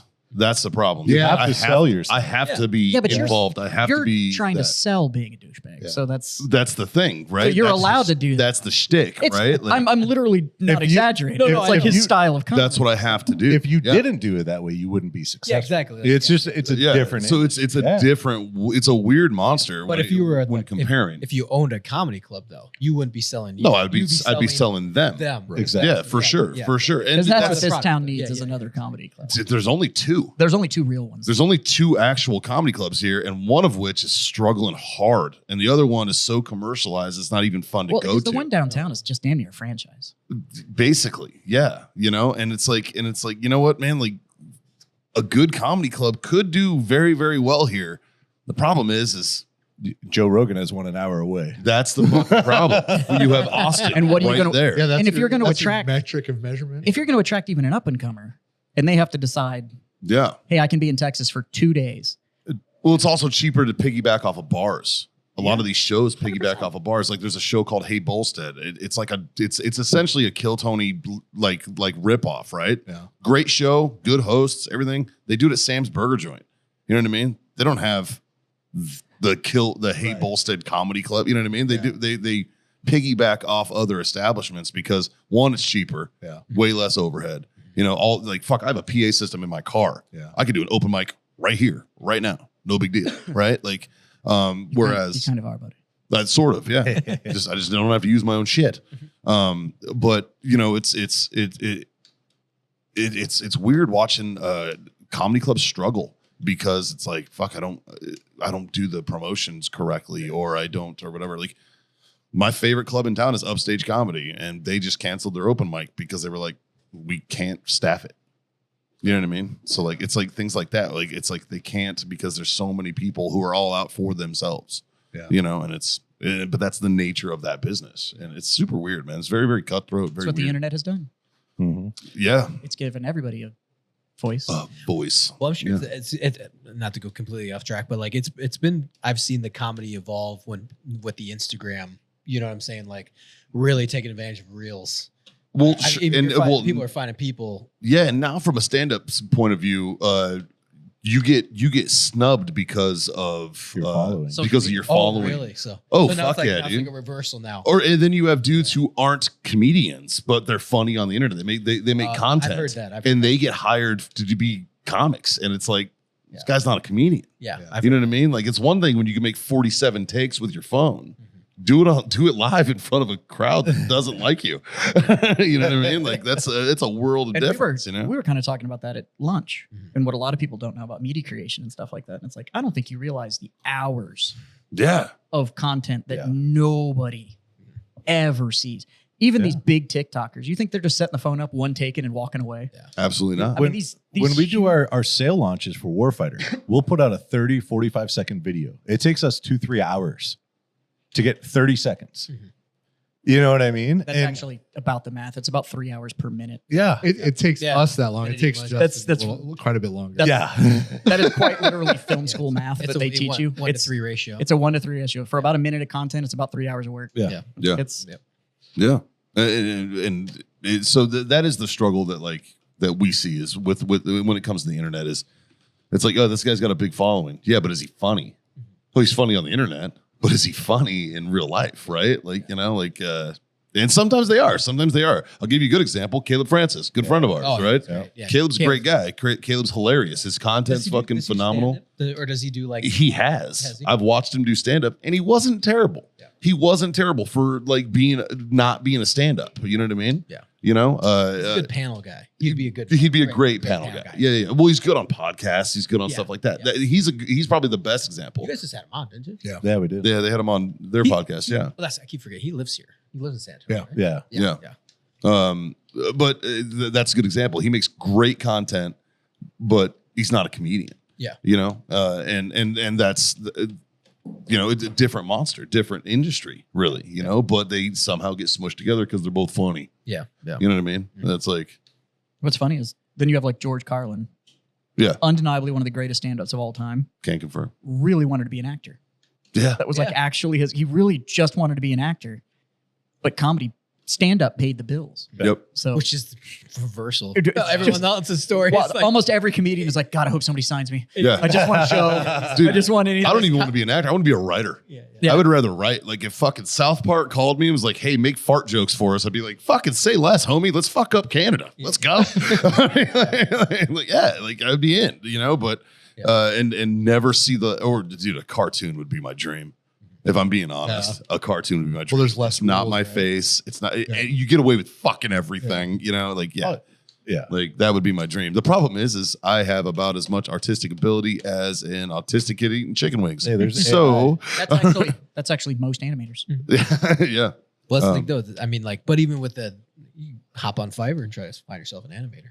Oh, yeah. I mean, And it's like the barrier to entry, I should say, is low, but now there's, There are avenues. The tools I'm are in there. that same boat. I'm trying to find an animator of a certain style for stuff that I'm trying to do. And because and that's the thing, a certain style. That's a certain style. Yeah. You know, you want to find shit that matches your. Can somebody story match that my I wanna freak? tell. Yeah. Yeah. You know what I mean? What I'm saying Yeah. is like, if you're like, oh, I want a South Park style, you find it a lot easier. I'm trying to do like a weird anime shit, but like Yeah. yours is like if you're trying to do South Park or something. But you know, I like I said, I think, but having that mindset of like, hey, like I want to do this, but I'm doing this to pay my bills. I mean, you know, it's and like I said, if you want to do a cartoon, it's like, all right, man, like like in our field or the field I'm in, it's just like you just go do it. Now it's gonna suck, but Yeah. you could find somebody that helps you along the way. I mean, I think we've all found out business, entrepreneurship, team sport. Yeah. You know, I think that's huge. Investors is a real thing. The problem is I also have an MBA. So I understand how, you know what I mean? Like, so I understand that, like, you know, I don't plan on going, hey, Scott, want to invest in me? Right. Right? Like, I tell fart jokes, dude. I know dick jokes pretty good, too. And, you know, I'm slightly blue comedy. You know what I mean? It's like, that's a hard thing to find someone to give a shit about. No. Mike, You know have what I you mean? thought about, and it just came, I don't know why I just thought of this, but have you ever used AI A little bit. to help with writing jokes? Oh, no. Absolutely not. Oh Is- my God. Use AI. People- Just have it write a whole set. People Feed do your it. jokes. People do it, and you can tell when they do it. Well, But- that was Yeah, my No, but question. tell you the have to- audience you're gonna do. You have to make that the joke. Oh, that's Like not how bad. bad That would be a AI funny bit. yeah. That would be a funny bit. Yeah. Yeah, I could do that. Like, go do it. Be totally upfront about the fact that it's just like, Be like, I didn't write this. AI did. you know what? Here's what you need to know about me. Not motivated enough to write you guys a new set. So I hit this AI bot and I let them write me. You know what you could do? Because if you're doing an open mic, you're there before you go up. Sure. So you could prompt AI specific about the audience that's in front of you. Like there's a middle-aged, male wearing a white shirt and blue khaki. Oh, you just take a picture. Or maybe even that. Yeah, And you just- realistically, you could. and you put all that in there and it builds you something right away and you get up on stage and that's your bit. It's like, hey guys, I scoped you guys out for the past 45 minutes and put every single one of you as a prompt in my AI platform. This is what it has to say about you. That would And you be- just fucking roast them. That would be funny. or just do the different AI platforms. Go Grok and then go Google. And Yeah. then go And just keep Chat. telling. Yeah. And just be like, I'm going to do it now. Which one's going to be? And keep copping out too. Just gonna be like, this isn't me. It's the internet. Not me. I'm not saying It this says about something you. wildly racist. It's like, I'm not saying this. This is Grok. Grok said this. Blame Elon. And then your prompt is like, just describes the guy. Okay, make it funny. Okay, make it offensively funny. Okay, now make it racist. How did, There what are you go. fucking watching my phone? We're gonna see this like on Netflix, like Right. in, I know. like 6 months. It's like, just so I swear it's 47 not minutes. AI. That's Mikey the name of my coming out of special. left field. Yeah. That's the name of my special. Mikey Fahey. I swear it's not AI. Mikey Fahey presents AI is funnier than me. Yeah. And fucking. Because then you're a part of the roast too, and then everybody in the room's a victim. Yeah. Whatever you want, man. There's all these. I want to circle back to one thing we were talking about before you move on and hit these guys' backgrounds and then wrap up kind of Warfighter here. But we were talking about generational stuff, right? Mhm. So I don't think it skips a generation. Yeah. I hope it doesn't skip a generation. Yeah. And the reason I say that is entrepreneurship anyway. I watched my parents. Now they didn't have a traditional business, right? But my dad drove truck. Yeah. And Kind of self. Was it his truck? yeah. But so, That's self-employment. That's yeah. but entrepreneurial. no. owner operator. When I was saying that it skips, it's not everybody. No, that's going to be my point. Yeah. Right. And then we also had our own, like we were on a farm. We had our own barn, Mike's Haygrandin. right? That we converted into Yeah. a hog Mm-hmm. confinement, right? And so we raised hogs, lived on the farm. My dad drove truck. Yep. All of this was, he never clocked in. He never worked for a boss, right? And I think that's might be where I get some of my entrepreneurial Right. shit. And I hope that my kids being around all of this, their whole lives have never seen me work for anybody. It's also where you get your work ethic, buddy. Yeah. No, Like, work ethic is hereditary. Well, you Now, saw your see- parents have the worst boss in the world, and so you decided you wanted that same boss. Yes. And Yeah. it's So now, Ourselves, in, right? in regards to your father, did he have siblings? So my stepdad we're talking about, and yes, all my uncles. Now, the youngest one. Yep. What did he do? He's the one that took over their dad's farm and Did any of commercial them, farm. any of them serve in World War II?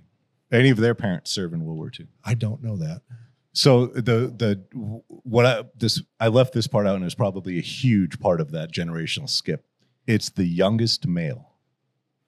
Has the most problems. He has the most problems, Okay. and because I'm the youngest male. no, not in your father's generation. The youngest male in them. So like my dad, no issues. My mom, no issues. Her sister, my aunt, no issues. Okay, no. My uncle, their youngest sibling, my grandparents' youngest kid, huge issues. My other uncle from my grandfather's brother, he's the youngest male, huge issues. My father, My dad was my the- real dad, Yep. huge issues. And the youngest kid?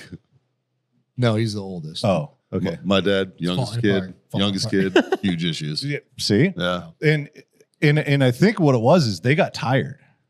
They had their first couple kids, and they're like, "Oh fuck, whatever." so you're You just want saying that, here, have youngest. it. You're saying youngest child or youngest male? Youngest. Well, for me specifically, it's youngest male, but probably youngest child. If there's multiple, No. Yeah. We're all shooting holes. No, because No, I'm Justin's looking- way more squared away than you Jazz. guys are missing. You're missing the skip. The skip is your parents' No. generation. I'm thinking about my parents' generation. not us. Youngest male still sticks. See, Is it your dad? He's the oldest it child, Kelly? but he's the youngest male. Ah. Because Jamie, Oh, my dad. Jamie was had her shit the wired. youngest male. He was the oldest Yeah. child. Okay. So I think it's just seeing hard work, whether or not you own your own business or not. I think it's that work ethic. but like Yeah. my it's, uncle. it's work ethic and Yeah, gamble. Like it's, yeah, exactly. My grandfather was in World War II. Yep. And his only son Yeah. was my dad. Yep. Was the huge issues. Yeah, So because you- they were babied. My granddad, World War II, Yeah. his only son. My dad, huge issues. They were babied. Okay. That Actually- yeah. It's a good thing. Steve Dixon's generation. So Steve obviously has his shit wired. Yeah. Steve and I are really close, so I know a lot about his family. He's the one that's got his shit wired, and his younger ones Not so much. Yeah. not so much. See, I'm So, saying there's a thing. There's See, I think something. maybe in our generation is the opposite because I'm way more squared away than my fucking D-gen brother. No, our generation. Our Our generation is today's equivalent of World War II. I'm not comparing us to those fucking beasts. No, those guys are giants. They're a different breed. We're trash. But we are that iteration So of your society. So according to your thing, that one right there, my youngest, is doomed. Yeah, you're fucked. I disagree. I think this one's going to be your success story. I know, right? I think I honestly think he's going to break the cycle. Honestly, I think that one might be your retirement plan. I know. Not gonna lie. Right? Like, that's the one that's going to take care of you when you're old. Yeah. Bro. I think our generation is different, right? Because this is a rabbit hole. So generational trauma. Mushrooms. Yep. Okay, generational trauma. I think I know where you're going with this. It's a cyclic thing, and our generation is probably the first one that is actively trying to break it. Right? We're trying to not allow what our parents instilled onto us into the next generation. Well, only the good parts, and we're not trying to keep or we're some of us are facing the trauma head on and not suppressing. And that's where I was going with it. Is it's taken enough time for us collectively, our generation, to get to that point of getting through our own trauma plus generational trauma, that the youngest are probably going to be the best. It's just the bane. The oldest are the ones, because when the guys come home from World War II, they just shut the fuck up and they grind it. Yeah. Right. And so their kids that they popped out right away, they got them immediately grinding too. And then by the time they had their last kids, they were tired. They didn't want to deal with it anymore. There's a fuck it here. I already made my money. The other kids are doing great. So here, whatever you want, just fucking have it. It's also a copy of a copy, right? Yeah, Like, yeah. it's never as sharp as the original. Yep. So at a certain point, when those guys from World War II got too old, their oldest kids kind of took up the mantle of helping raise the youngest one. My what I mean? mom was the oldest, and she was the mom. She raised, and that's because back then, fucking the nuclear family was a real thing. Yeah. Right. Like having children was part of your civic duty. Right. All right. That was a marital fucking responsibility. You Oh, know, I a like woman on her this. back was to fucking actually.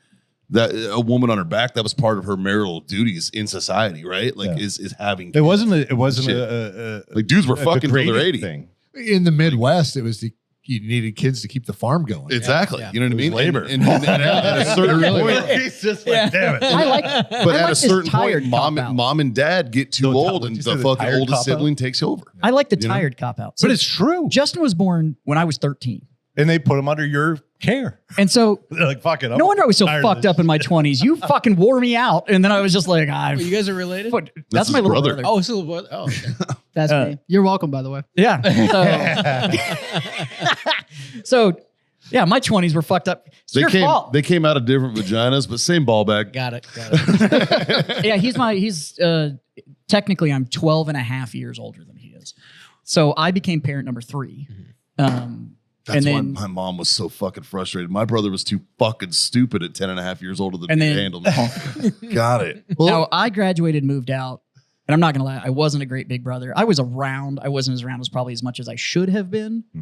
I married a psychopath, and that's like a whole different thing. But Oh, the military also played a role. the military played a role that retracted some stuff. But when I moved back to Texas, though, and even kind of the year or two before I moved back, when I was coming back more and stuff, Justin and I got real close. And yeah, he's a.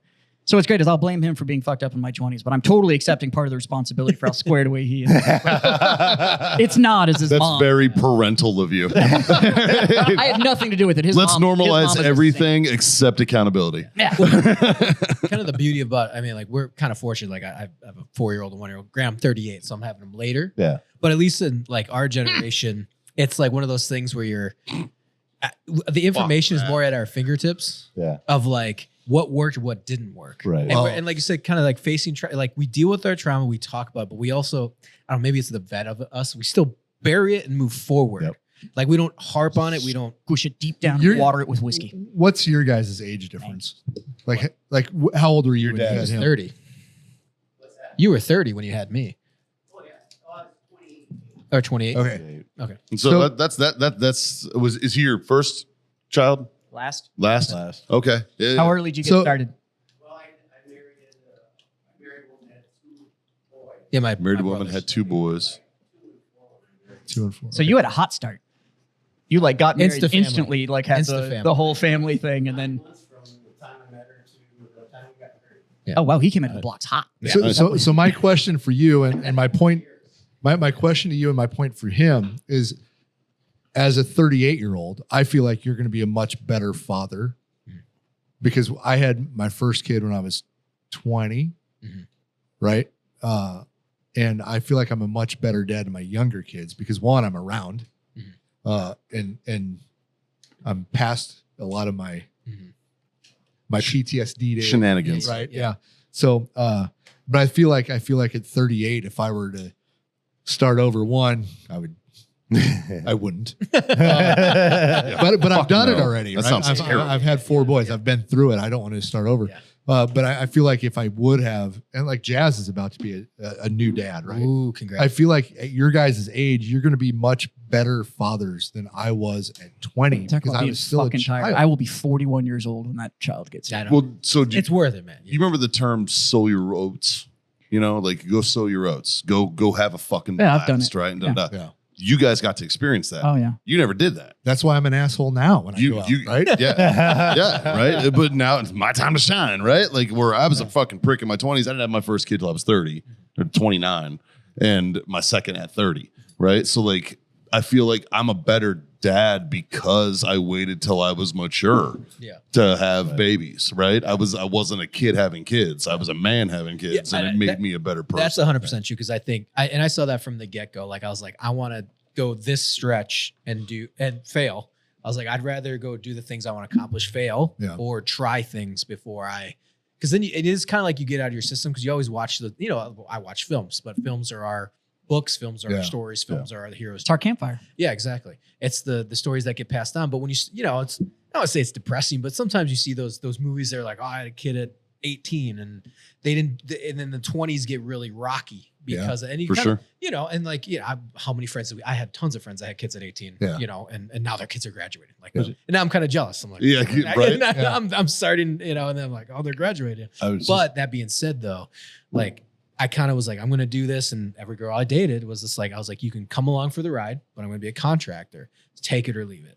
But it was when I was like, okay, it's time to settle down. And I kind of do feel that way. And I kind of push people that way sometimes. Like, look, but there is a point where I'm like, now with us, I was like, start kicking them out around 30. You know what I'm like? You know, like. So my plan when I was getting ready to be an adult was to not have kids till I was 30, and that I was done when I was 30. And so, it's But my kids were planned, man. Like I told Haley straight up, we were dating at the time, and I was like, listen, my clock was ticking. Yeah. And I was like, I don't want to be an old man trying to play catch with my kids. I was like, I want kids by the time I'm 30. Yeah. And that was the goal. Yeah. So Yes, like I'm the same way. my children were planned because I feel like 30 is the good cutoff, right? It's like you've had your youth. It's time to fucking step up. Yeah. You know what I mean? And that was my mentality, right? And that's literally what we did. My kids are 15 months apart, and they were planned that way. But I say like raising them though. I mean, like even when you were younger, do you feel like you had a little bit more tools in the toolbox per se? Like emotionally, like you knew stats, you knew that kids should go out and play. Or no, I didn't know any of the kid raising thing, right? But one thing I will contribute my family to do is it matured me, right? Like I had a second job when I was in the Army. But it forced you to be an adult. It forced me to be an adult. Yeah. I couldn't just fail. I see some of my single friends that just went out and did all these fucking crazy things, right? I couldn't do that. Like we were in the same platoon, and if we wanted to hang out with Scott or his wife, we had to go party at their house. It was a pre-party before these guys all went and then out. we'd party there until they got tired, went to sleep, 10, 11 o'clock. And then we all go to the bars and close them down, go back to the barracks, keep partying all night. It's just. Yeah. It's my wife's youngest siblings now. They come to our house and party before they go to concerts. Right. We're in bed by 9. My wife was she was the den mom. She was the den mom. Kept us all out of, tried to keep us all out of jail. She did her best. She did her best. Like her numbers on the recall roster. If you're in trouble, call Michelle. Every time somebody went to jail, she was out of town, though. I'm just going to throw that out there. There's common denominator. Coincidence? But do you feel though, I mean, like with our generation, and I think I feel good about this, but you're obviously still raising my kids, but it's like you said, the softness of the ones coming up, you feel like, I don't know, maybe because we're vets, but it's like those things, I feel like my kids, depends on how I raise them, obviously, but like, I hope I'm successful, but it's like instilling that like more hardship into them. You feel like they're going to be like 10 steps ahead. You have to raise them hard. Yeah, exactly. I always said my kids are either going to kill me in my sleep or they're going to respect me when they get older. And I think I've kind of lived up to that. Like or maybe they'll just tell you how much they respect you while they smother you in your I really respect you, Dad. You really taught me a lot, Dad. I really respect you, bro. But no, you This have one, all you're going to hear is you knew this was coming. But that's what I mean. Like you always hear about, oh, this next generation's weak or whatever, but or however you want to label it. But it feels like, no, if you just teach your kid discipline and hard work. Like me, my wife, we're on the same page. Like you will play a sport. You will have to show up to something that's hard. Yeah. You will fail. My wife and I have had the exact same have to do conversation it. about You have this to. one that's on the way. Like if you lose, Sports are work. yeah. Sports are a job, dude. the biggest Sports thing is teach resiliency. yeah. They right? teach people how to lose. So Yeah. none of my boys were in sports, Yeah. but I raised them. Wrestled for a little bit. Yeah. Don't worry, he's a fucking quitter. No, what's vitally important to raising kids, I think, is you have to teach them respect. You have to teach them kindness, right? Yeah. But you also have to never start a fight, but fucking finish it if you have to. Yep. You know what I mean? Yep. Like, yeah. But they have to be respectful. Like when they were 5 and 6 and they'd throw a temper tantrum in a fucking store, I'd be that asshole parent that fucking whoop their ass in the store and walk them out to the in fucking front car. of God and Yeah, country. I didn't give a Goddamn fuck. right, dude. Same. Right? I didn't give a fuck. I used to find corners of stores and be like, put your fucking nose in the corner of the store. Yeah. Yeah, dude. Like, yeah. Yep. Fuck yeah, dude. In front of God and country, dude. Yep. Embarrassment is a hell of a tool. Yeah, I dude, see it all yeah. the time with customers. This whatever they're called, Gen Zers. whatever the fuck we're at now. These like 17 to 23-year-olds will come in, and my customer base is like 70% either prior or active military, and then I've got a bunch of cops and all this kind of stuff. I sell really expensive shit, so most of my customer base they're older, they all have careers, they make good money, they come in because they're spending big money with me. And there's obviously the guys that get in younger, and it happened just the other day. A guy came in, asked me really rudely if we had a certain product, and it was right after the ceiling collapse. So And you were so in a great mood anyway. I was in a great mood anyways. Really, really asked me for product on half of my store that we had completely shut down because there was like 7 dehumidifiers in there and all these fucking fans and all this shit. And I was like, yeah, we've got some. What are you looking for? And I was trying to ease this so that it wasn't the whole and he was like, well, I just wanted to look. And I was like, yeah, I get it, but like you play a certain game, like what product are you after? I can tell you if I have it or not, and let's do it. And so he's like, I was like, cool. So my wife went to go get it. He's like, so what? We just follow her? And I was like, nope, you're gonna wait right there, and she'll bring it out to you. And he was like, fun, whatever. And it's his buddy that's trying to buy shit, but this dude wouldn't stop running his mouth. So my wife bought it out and whatever. And then I hear him under the be like, fuck this place. I wouldn't buy it from this fucking store. And I just went, cool. Looks like you're not. He's like, well, I'm not the one spending any money. He was like, nope. But your buddy's about to learn that walking around with a fucking prick just cost him. Yeah. And I was like, so none of that's for sale anymore. I'm completely out of stock. Yeah. I hope you find what you're looking for. Have a great day. Yeah. And it's like, Right. Yeah. there's no, like you just said, just the respect The thing respect of like, aspect, yeah. You know, I raised We them stopped hard. punching people in the face, dude. I raised them hard, but I get more compliments on on my kids' behavior, especially from when they're around other adults and stuff. And I think it's because you have to Yeah. raise them hard. Well, Dude, my favorite thing as a parent is that I raised a good dude. Yeah. Like Yeah. my son John's he's the best fucking dude I know. You know what I mean? He's just a good dude. Yeah. Yeah. That's a parenting win. That's a That's dad a- win, that's a dude. win, It's yeah. just having a good dude. One thing You know, I love like- about Texas specifically, and kids, people under 18, you can tell immediately if they're halfway decent people or not Yes, ma'am. Yes, sir. if they use Yep. yes, ma'am. Oh yeah, the and tradition. yes, sir. Yep. And it's a catch-22 for me because I hate being called sir. You know Fuck what I mean? that. Like At this point, I've earned it. now, Fuck 'em. like, but you know, I'm as, I'm at embracing the age that. now. where as it's I'm like, getting older, Look at your goddamn beards. I know, right? I'm embracing it now, dude. Like, no, you'll call me fucking sir. Fuck you. At 14, I'd call you Like, sir. I know, but as I get older, I realize that it shows so much more than like my offense to being called sir. Yeah. Yeah. It shows so much character about the character of that person that's speaking to. Yeah. Texas is also one of those states where the younger ones, 13, 14 to about 20, you can tell if in Texas if they were raised right, because they will come up to try and talk to somebody.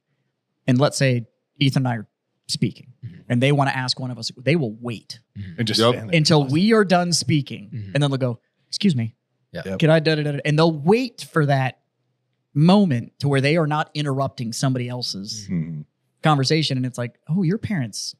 Yeah. Well, you're a good guy. That's Like somebody instilled. You had- my daughter's only 4, but it's like that's in front of my mind. that's like, formidable years. Oh, though. it is. Well, we do the please, thank you, and I've told her. She's not to the point where like going to sleepovers yet, but like I've taken her school to like she goes to a Catholic school, and I was like dropping her off, and I look at some of the other kids. I'm like, okay, we're doing an okay job. I'm like, Yeah. she's okay now. Obviously, Like if you ever feel Yeah. bad about yourself, just go into a Walmart somewhere. yeah, Dude, Just go do a lap of the entire store, Yeah. and then you'll walk out feeling like $1 million. Matter of fact, if you're ever having a If you bad don't- self-esteem time, go into a Walmart in Palatka, Florida. Like, brother, you're a 10 in that bitch. Dude. Like, you walk in and you're like, holy fuck, I'm In all a fairness, good-looking if son you're of a having a bitch. bad self-esteem time, just go to Palatka, Florida. That's true. And you're just going to go. But It's true. if you leave Walmart and you don't feel good about yourself, you need to really You're look the in the problem. mirror. Yeah. Yeah, it's funny because I've seen like other kids do whatever, and then my daughter sends corner like she's like, I don't know what to do. I'm sorry, like she just freezes, and because she doesn't want to get in trouble, so she does this like she thinks she's gonna get in trouble. Right. That's called You know, discipline. Yeah. And I'm like, you're okay. And she almost starts crying. She's like, I don't want to be a part of this, but they're here to play with, Yeah. and they're like, they're fighting like 10 feet away. Right. She's not even involved. So it is kind of like, and the police, they all the time, like I hand her something. I was like, what do you say? Yep. What do you say? Yep. And she, she's watching TV, so she'll forget, like, what do you say? Like, I don't move Yeah. until I hear a thank you, Yeah. And so it's just that, I don't know, it's just Yeah. discipline, like respect. And like 5 to 11 are about the ages they really start understanding. Mhm. And though I think 5 to 11 is like the most important years to really put your foot in their ass. Like my son John, the first words he says to anybody the first time he sees us in the morning, like whether it's Haley or me, as soon as we walk downstairs, it's good morning. He just says good morning, and I didn't even teach him that. It's just I'm just like, fuck, you're a good dude. God, you're a good dude, man. He just says good morning every time. He's fucking 14. Yeah. What 14-year-old is like? Good thing you "Good weren't a morning." sergeant major. Fucking for real. How do you know what kind of goddamn day it is, kid? Right, like, we just woke up. I was an acting sergeant major. I just wasn't a douchebag. I had to go to Home Depot yesterday because I'm replacing the floor in the nursery. And I had to go to Home Depot. I needed a floor scraper because I ripped out all the old carpeting and there was like the glue shit. Yeah. But I'm walking through Home Depot and there was a 7-8-year-old with his dad or whatever. And he walked by me and he looked at me and goes, Happy Father's Day. Like, just That's awesome. bright, the whole 9 yards. And I was like, thank you very much. Tell your mom I said hi. He didn't know me from fucking Adam. Yeah. But at some point, that dad told him what day it was, Yeah. Or mom told him. or the mom told him, Yeah. or something. Yep. And mine's not here yet. But Judging by Caitlin was with me, so judging by the beard on you, though, Yeah. you would assume that you already got one. yeah. Well, You know what I mean? Caitlin was also with me, and Yeah. you guys haven't seen her in a while, but nobody told me that was going to happen. That they go from like not showing at all to like a week later, all of a sudden Yep. it's just it all happens at once. You and wake you're up just like, one morning and you're like, what? I was like, holy shit, that's a baby. where'd that Oh, come all right. from? Yeah. Now I'm assuming that he was probably walking by and anybody that was male that day, he was just hitting him with it. But I was like, whoever this parent is that told this kid, like, this is what today is, and this is what we express or whatever, like, good on you. Yeah. Also, the kid wasn't shy, so they obviously made it to where it was normal for them That's to my- interact. My daughter So- does that to like we go to stores and she'll be like, "Hi, how you doing?" Yeah. And then if she has something, she'll be like, "Look at this." And I'm like, "Okay," she'll be like, "Are you my friend?" And you're like, Yeah. "All right, like it's a little bit of stranger danger. Can we like?" but it's cool. close You down a also- little bit? You got to find the happy medium. Yeah, kid. happy medium. But that also means that Yeah. you've created a safe space and a trusting space Yeah. for your daughter, because Exactly. Yeah. that's a sign of they don't feel like the world is out to get them. Mhm. That there's opportunity out there and not just risk. Yeah, that doesn't come till 25. Yeah. No. So I mean, it's good that they understand that. I mean, at 4, cool. The world can be all sunshine and rainbows. A little, few more years, you can start do you introducing. think it's hard after everything that you've experienced in life to create that soft, safe environment without trying to essentially shelter them from everything that you've been exposed to? Do I think it's hard? Sorry, For you to be able to create that that safe, soft environment for your You kids. think it's hard for me, or sorry? I'm asking, do you think it's hard for you No. to do that? No, after going through everything that you've gone through and all the life experiences that you've had, to try to Essentially, because you've seen a shitty world, is Yeah. it hard to remind her that the world is legitimately still a pretty good place? No, Yeah. because thank you. yeah. It's in my experience. I got you. Because yes, I've experienced all those things, but for me, it's like building a strong base. And as they get older, that's when they start understanding things. That's because me and my wife have already talked about. It's like we love to travel, and traveling to me, even if it's not in combat, like take a 12-year-old to fucking Roatan, they're going to appreciate real quick. I took these guys to Nicaragua just to Yeah. let them see Like, a different world. this is Just a get different them out of the world. bubble. Yeah. And it don't have to be like out there is a super dangerous world, because out there is an awesome world. But it is too. different. But it is different. So for me, like, yes, I know we've all seen it, even like with my experience, like in Ukraine or going somewhere or traveling, backpacking through Central America and all this stuff. It's like, for me, that it builds up in my inventory to know what the world can be, what the worst people, the best people.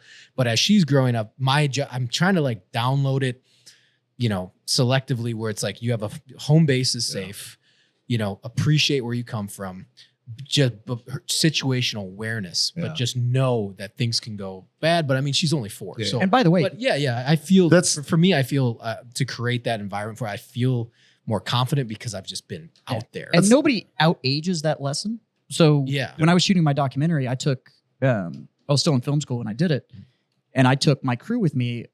One of them was an ex SF guy who had lost his leg and then climbed Mount Kilimanjaro. Like when President Bush did his paintings of his 100 heroes or whatever, he's one of them, like super high speed guy, great dude. I took him, but the other ones that we took, so we were the 2 vets that had gone to film school, and we were roughly the same age, the whole 9 years. Then the other ones were like 18, 19, 20, and in film school and had grown up very safe. We're now at an art conservatory, like Not very exposed to the sheltered world. kind of kids. And we took them to Burkina Faso, Africa. And they Eye-opening. came back different people. 2 weeks in sub-Saharan Africa snapped reality into sharp focus. Yep. And they came back very, very different. And then all of a sudden the strifes and tribulations that they thought they were going to go change the world here, they were all like, wow, this U.S. is kind of awesome. It was like, I think you have no idea how good it is. There's a reason people motherfuckers are trying to get in here, man. Yeah, Like, like, yeah. it's- And then for me, like I that's what I'm saying. Like I think with kid, like creating that environment for them, it's like building the safety, the respect. But as they get older, me and Amanda do plan on doing that, where it's like, we're not going to throw you in like, oh, go rock 20 miles through Africa. It's more of just kind of like exposing them to be like, hey, this is what the world can be. There are good people. There are bad people, Just a roller in a 4th grade exchange That's a program. pretty good segue, actually, because I'll be honest. So far, our listeners on the Freedom Friends side are like, "Who the fuck is this dude talking?" Right? None of us. We haven't even fucking introduced Ethan yet, man. Like they've been listening to him ask us questions for like just where we at, an hour and a half. almost Hour 41. Yeah. So like, We should probably record like a little bit like, up front. maybe. So if you're wondering who the fuck this dude sitting next to me, between me and John is, this is probably a good idea to mention that after almost 2 hours. We're here with Ethan Nagel, who John and I we've worked with and done stuff in the past, through Warfighter Scuba, a fellow Marine, one of my brothers on that side, and the host of the Into the Breach podcast. And your background's an impressive one, actually. Like, right? Like you do have a hell of a fucking resume, buddy. You got a pretty solid resume. He's a condom model. Yeah. He is. I've never seen my stuff out there. He models condoms. 1994 Sears catalog. Yes. But can you give a quick 30-second fucking elevator speech about your background, bro, and like so that our degens on our side, because they're all like, we're usually listening to dick and fart jokes. What's up? Yeah, absolutely. Marine Corps infantry, 3 combat deployments, scout sniper, and 2 Iraq, and Afghanistan, combat advisor. What years? It would have been 06, Haditha Triad in Barwana, and then 07, 08 was Fallujah provinces as a scout sniper, and then 08, 09 was RC Central / RC East and Uzbek Valley, but that was my combat advisor. So I volunteered for that one. And so spent 10 months in Afghanistan in 08 to 09.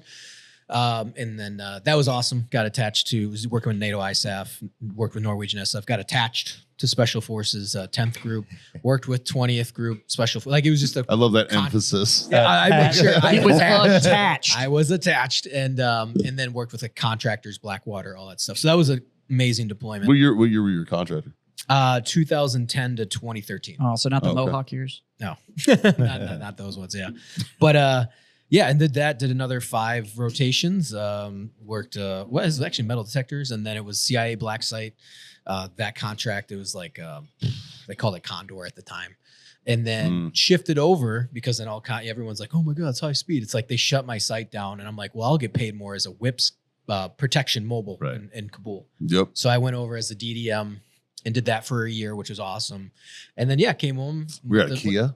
What's that? Were you based out of Kia? No, we were Camp Grizzly. Oh, okay. I mean, it was over. I was just north of Gibson and the NIU complex. Yeah, I it a wasn't. contractor. Yeah, it was Right over. I don't know if the Palace over.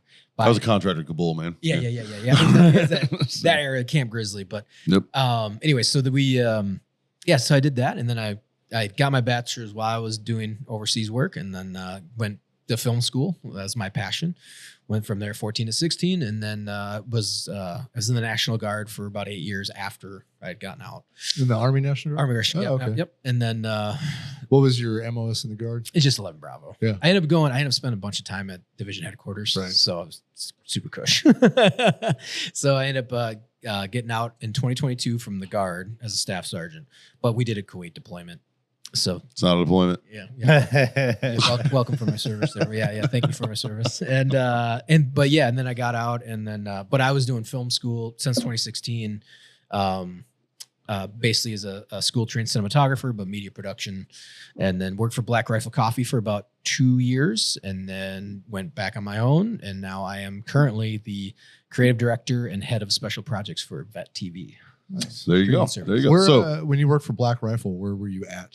Oh, it was Minnesota. So Oh, during the pandemic. So gotcha. I literally pandemic started February or March, where it was. March 18th. Yeah, March 18th. Literally, we had a housewarming party It that week. ruined my Spartan race. We were all drunk on St. Patty's Day, and we didn't know it was the last time. Exactly. Yeah. Because I was drinking with you guys, and I was supposed to go to a Spartan race the next day. Uh huh. Oh yeah. Yeah. Yeah, you were hydrating. So I was hydrating. Yep. Because we were making the joke because the only obstacle course race he'd ever done, he had got hammered and then just showed up hungover as fuck and ran the obstacle course. And I was supposed to go do it because it was here in Texas.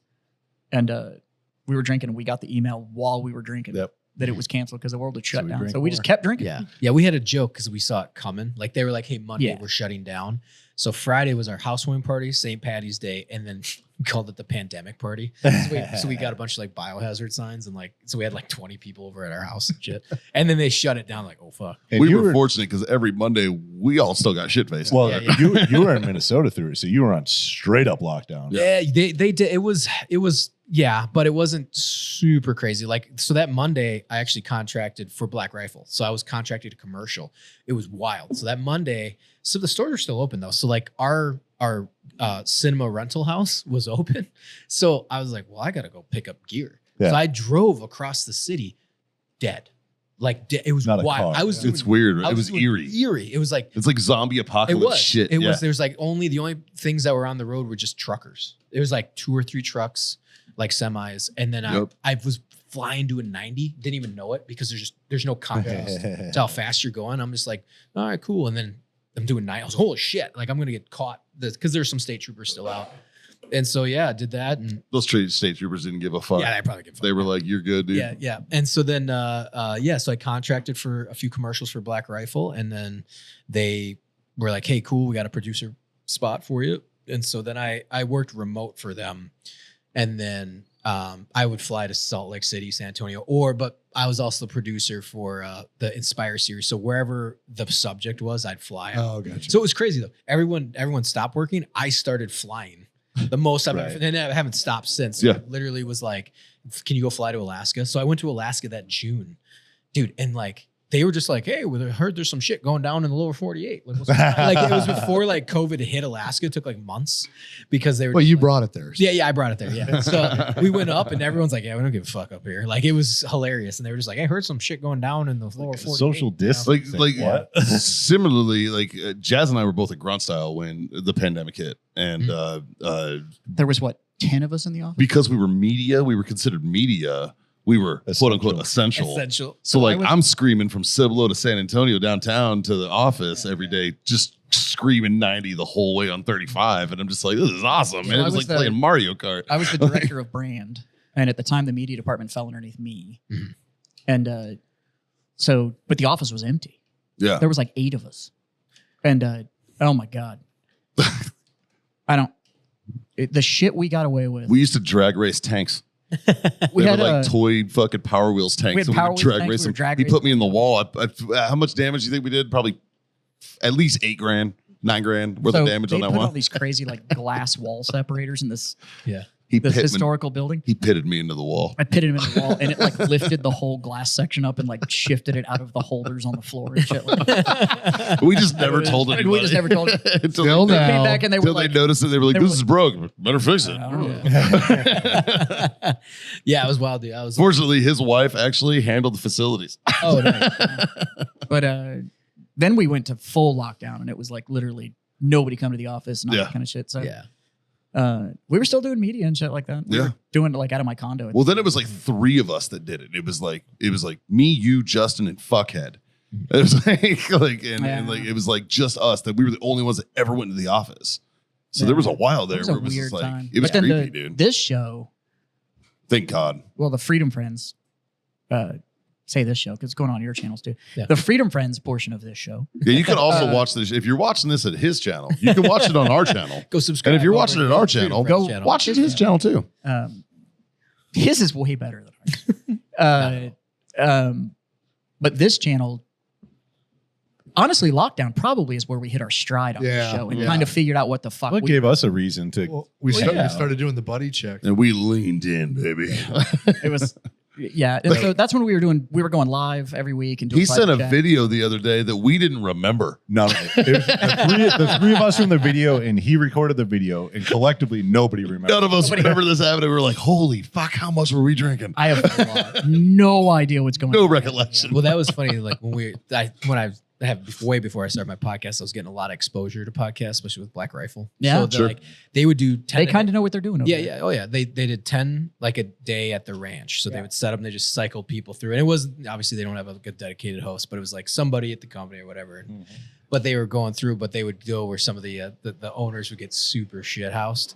And then like Evan would go over and be like, yeah, that's not going live. So they would do like, Well, there's- they're like, I think that will never see the light There's of day. 2 lost episodes from that we've the ever. lockdown. Yeah. That- There's 2 of them that it's like, nope, Nope. those aren't getting out. That's not there was an episode that went live. Somebody had, because that's when Texas legalized alcohol deliveries. Yeah. Oh God, yeah. And somebody had bought each host their own bottle of Jameson. Jesus. No, I went and picked it up. And you went and picked it up. Yeah. You could do curbside pickup, bring back. And we had one show that I think went like 3.5 hours, and each one of us aced a bottle of Jameson on the show. Christ. And literally, we had a meeting like 2 days later that was like, I'm thinking we should slow the fuck down. Yeah. Like this was. And we had it 2 days later because that was the first time we woke up. Yep. Still to this day, I've never read that memo. Yeah. Yeah. And but yeah, I mean that was an interesting period. It was honestly, I think it was the resurgence in kind of the podcast forum because it was one of the only ways that Well, that people just start firing them up. Yeah. people started firing them up and getting them out, Out of and boredom. it was one of the well, it also created a lot of interaction that wasn't there before. So real opinion could get out, just kind of what was going on. There was some semblance of connection because Yeah. you could Listen to you could listen and then you could comment, you could kind of get your favorites and follow and all that kind of stuff. And so, yeah, I mean, it was a really interesting time in just media creation and what it's done. And it's, I mean, now, now there's the whole joke of just like, that's what middle-aged white guys do is they just start podcasts and it's because you can go on just about any website now and just buy the whole kit. It just To be shows fair, up. Oh, Just yeah. good. We were all in our 30s when we started this. Now, but another stereotype though is you have a female in her 39. 20s is now an investigative journalist going after murderers. And or it's- they just That's show the you whole their, genre. Yeah, that's the whole. or they just show you their butthole. Like those are There's the one of the career two. options One of if the you're gonna be on the internet. Or- Like, But Out of those two options, one of them pays way more. and it depends how good you are at it. Yeah. No, it was funny because I actually started a podcast before the pandemic, and there's 11 episodes or 12 that you can actually go see, and we had moved, and so I was like, all right, cool, I'm just gonna kill it because I have to like shift, Right. you know, and by the way, way harder. I think everyone found out how much, if you were doing everything on the back end, how much harder it was if you're trying to do the Rogan switch, Yep. because Yeah. they didn't have software to do it. And I So- think that's why there's so many 3 and 4 episode podcasts that are Yeah, out oh, there yeah, that 'cause- like yeah, it was That's like, I mean, oh my God. I have 11 episodes from Yep. my own podcast pre-pandemic, before Freedom Friends. It was the American Hooligan podcast. Like, there's 11 episodes out there that's just audio. There's no video. And I was like, I'm not good at this. I'm like, I'm not good at this stuff. And then So what were you? thankfully we have a producer extraordinaire Yeah. over here that fucking handles shit. So were you running what 2 cameras and then cutting it all together? Yeah, and there were 2 different tech cameras. It was a really shitty. That was for the camera nerds out there, but this is for like the producer media side. So like I had the Ursa G2, which is a cinema Yep. camera, and then I had, which is a different format. And then Yep. I have this really shitty Lumix I got off for the switch cam because it was Hey, too watch your expensive. fucking mouth up there. Yeah. It was worse than, no, it's not that one. It wasn't. Some no, of the it's like- it's some like of the old worst. Lumix point and shoots were rough. It was rough. Like it was like I paid $500 for it. It Yeah. was terrible. I just looked up and saw Lumix. I was like, you son of a bitch. Well, No, not that one. It is a Lumix, but it was like the super cheap version. Everything that Panasonic makes is called a Lumix. But and we've- there is scale to We've it. gone through our plethora of equipment changes as well. Oh, we started like a swap meet. For sure. Yeah. Boy, Well- did we. But We that's- were stealing cameras for a while. We were borrowing shit, allegedly. We at least had mics. I used to have the mics, but the thing is, though, is then I'd run it into an H6 Zoom. That Oh, was, God. you know, exactly right. So then you have to like, there's audio drift. So after, and I would do 2-3 hours depending, because it was fun. Like Yeah. it was fun. Like I enjoyed it, but it would audio drift. So by hour 1, you guys are now 5 seconds off. Oh no. You have to every 30 minutes. It was a nightmare. Yeah. And then also like, but it was fun. It was a good like, hey, let's. I was thinking about it, you know, but it was a lot of effort. It was before we had kids. Me and my wife had just gotten married. It was like and I had to set up and take down every time because that was like my office. It was way too small, and so It's a lot of work. it was, and it's a pain in the ass to work to light these cameras too. It was just like turn the lights on. Some of them take way more light, and it's all, Well, you need to keep in mind too, like the Ursas. So post Ursa, then we started getting into like the BMPCCs. Yeah. And yeah. I then- had the G2 because I was Yeah, a contractor, so which is a I- monster. It's a monster and, And, great camera, but it, yeah. it is to this Yeah. day. It's still I still hold it, yep. yeah, it's still absolutely fantastic. But the problem is you run into formatting issues. Yep. The file formats that Blackmagic's kick out are actually designed for their nonlinear editor, and they're absolutely massive because the amount of data that you're getting. Yeah. So then you have to look at the machine that's powerful enough to pump out the images off of that camera, and or it lengthens your workload even more, or you're trying to proxy edit, which is a fucking nightmare. God Like forbid you have to upload it somewhere. Yeah. Well, the thing once it was done too, and like so, then we moved, and then COVID hit, and everyone. I did the opposite. I was like, you know what? I'll just take a break, and everyone started their podcast, and then I was like, I'm going to eventually come back to it, but this is kind of like the self-branding thing a little bit that we were talking about before. Yeah. It was called the Nagel Bear Podcast. Now, if I had started that when I oh my was god, 20, I'm only gonna call you that. Yeah. Adorable. I know, right? yeah, that was my nickname when I was a contractor, and so Oh, I'm calling you that now. that's Yeah. what you can call it now. Some people still do. It's like it's dying off. Nagel Bear. Yeah, It's it coming was. back now. Nagel Bear. Oh, dude. Which I don't mind. I will tell you one thing. I'm gonna get you your just number you just after told this. the Freedom Friends, our fucking people, that Go for it. they don't let shit go. I'm still dealing with sock shoe fucking posts and fucking like Michael I'm gonna get your Phelps phone and number all just kinds so of every once in bullshit. a while I can get a text from Nagel Bear. Yeah, go for it. Absolutely, Just absolutely. make my life. I happy. love it. It's on all my stuff. Like You want to talk about bringing up old shit? The ones listening to this, trust me, they bring up old shit, dude. Yeah. I still have people sending me fire trucks Yeah. for purchase. I did a cigar event in Kentucky, and one of the guys was like, "Hey, did you bring Mikey's Crocs?" Yeah, right? Like fucking obscure. Like we talked Why about the that fuck 4 would I years travel? ago. Why the fuck would I travel with Mikey's Crocs, man? That's a To weird be thing. fair, we talked about it 4 years ago for 8 months straight. That's Yeah. true. that is caught up. Yeah, we beat the shit out of that topic. Yeah. The Flocon de Neige got beat to shit. But it was I fun got though. published on Urban Dictionary. Nice. That's pretty dope. But yeah, so it died off, and then but I seeing everybody do stuff, and I was like, okay, cool. So when we talk about branding. So that's why I didn't want it to be like the Ethan Nagel podcast. It's like I wanted to same thing. Like I wanted to be a little bit bigger, Right. Or some Have a brand brand. that you're part a of. brand because I was like, I do want to expand the channel into different things, documentaries, whatever. And so I was like, okay, I want to do that. Obviously it's more veteran heavy, but I'm getting the veterans on, but I'm trying to bring in more different outside people. Obviously, you got to get your base going. But looking at how everybody set everything up was nice because then it was like, okay, when I build out my studio, I want like episode 1, like we're off and running. But also, as you know, as a you're doing it on your own, it has to be streamlined. Like it's gotta workflow is everything. Yeah. And so you're just like, so for me, like the way I set it up, everything just turns on. I have everything on my app, my lighting. I press the buttons on my phone and everything lights up and it's already ready to rock. Nice. And we sit down, you press record, and I have little monitors to make sure, like, because I don't know why sometimes the cameras overheat, even though I set them properly. Yeah. Most of the time they don't.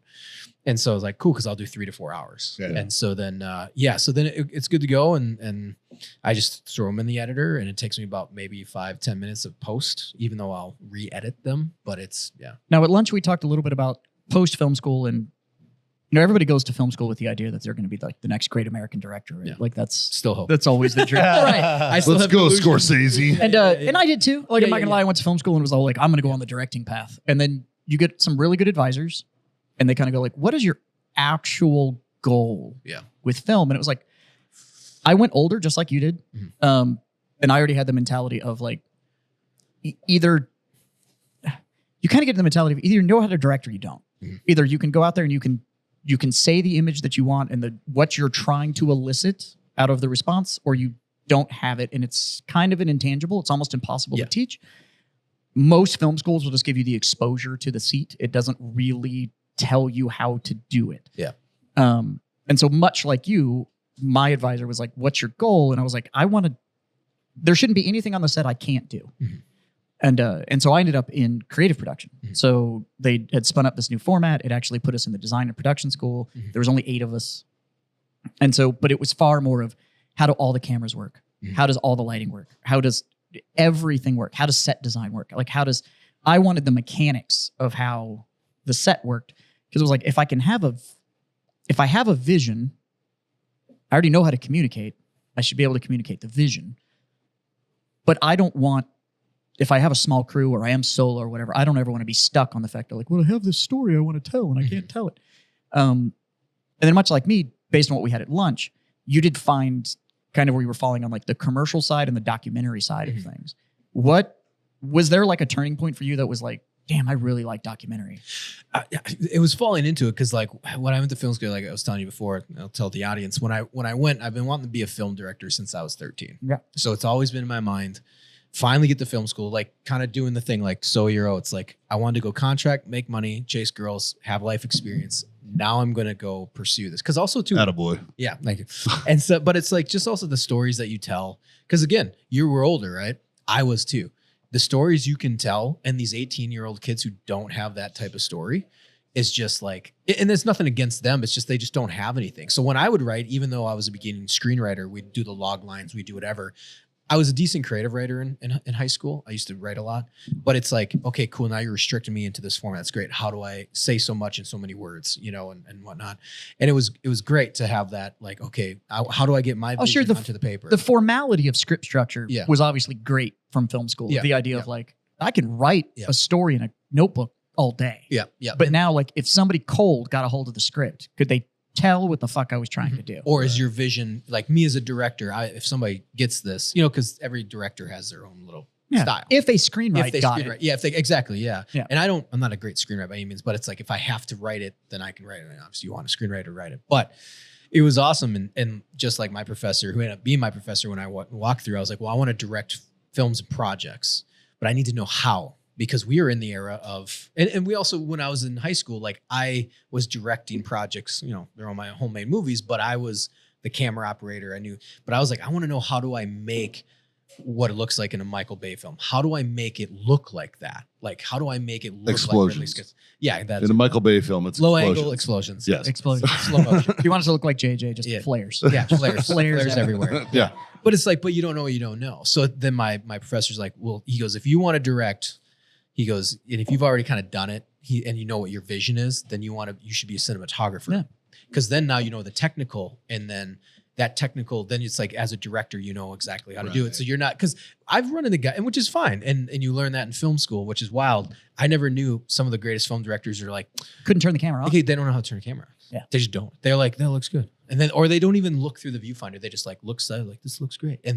And so then it's like, wow, it totally opened up my world to that. But now the greats all can, and you'll see images of them like on fly rigs behind the camera. They know what they're doing. Because they used to be cam ops, or they used to production designer. They understand how it's going to. Ultimately, in that discipline, you can have the best vision in the world, but if the camera's not seeing what you want, exactly, you're fucked. Yep. Documentary was something that I got passionate about because of the agility that's required in a documentary format. You're still telling a story, and you can still shape that story, and you can still put it all together. But you've got right now. That's it. There is no reset. You get this one shot at it, and that's all you've got. There's a flip side to that same coin. And I'm not trying. Do you got more? I don't want to cut you off. No, go ahead. Okay. I just watched this documentary on the flight back yesterday about Ocean Gate. I want to watch that. Right? It's good. And it's bullshit. It's not good. Oh, it's not good? Damn it. No. Yeah. And I'm going to ruin it for everybody real quick. They go over the 10 years leading up to that dive. And then they get to when that dive happens, the whole fucking event. And they're like, none of the investigating authorities have released their reports yet as of this date. And then it fucking cuts to black and runs the credits. So that was Netflix was willing to cut the check. But it's like, why make it right now? Yeah. Why not wait? And then you can tell the whole story. Oh, so you can do two. I see what you're saying. Oh, that's why. Yeah. And you know what I mean? Like it was an hour and a half. Yeah. And I'm like waiting. And then there was like, It's like I don't know any more except the owner's a douchebag.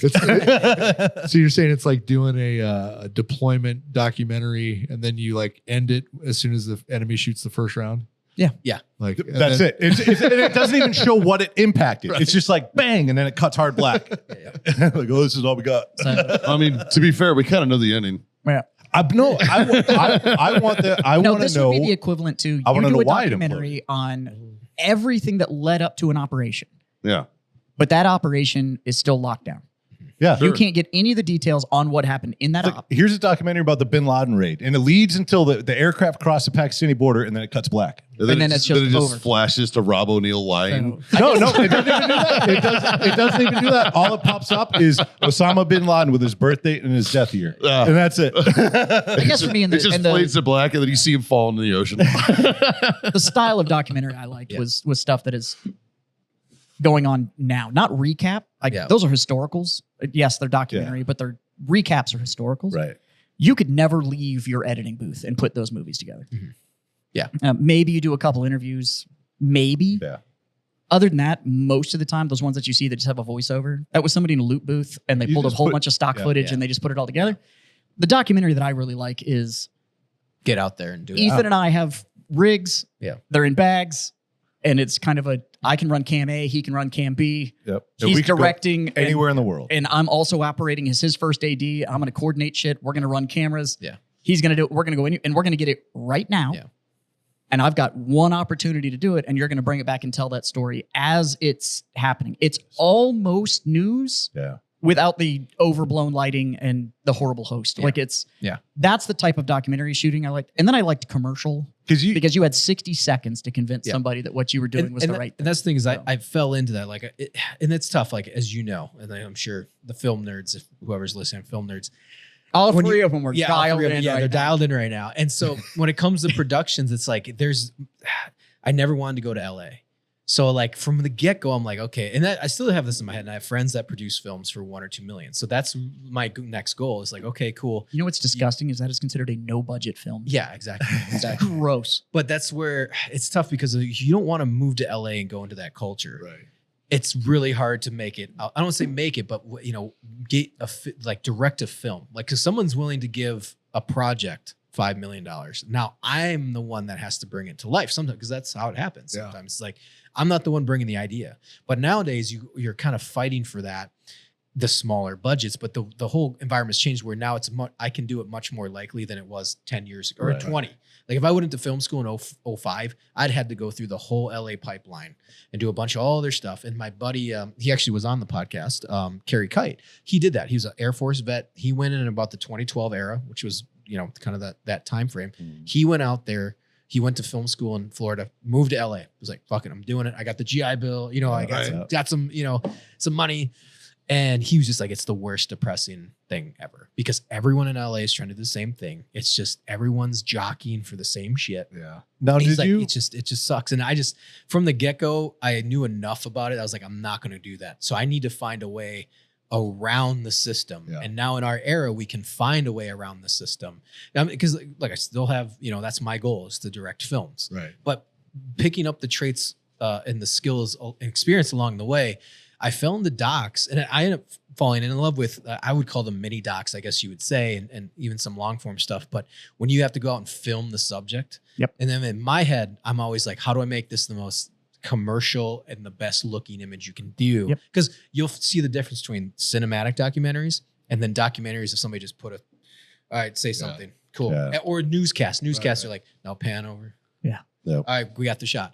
Whereas like the stuff that I shoot, it's like, even when I do the fun vlogging stuff, like you'll see the difference between my vlog for like when I did Warfighter School for Nine Apparel to someone else's. I'm very much in there. I'm switching lenses. We're going underwater. We have slow motion. You can take the time, but what I love about it is you have one take. So you better make it the best take that you got. And it's that preparation and experience and knowledge that you gain. And a lot of cinematographers and film directors scares the shit out of them. Yeah. And they come from documentaries. Yeah. Like, wow. Completely blanking on his name, but he's one of the more famous ones, 1917, Shawshank Redemption, cinematographer. He's a British dude. Yeah.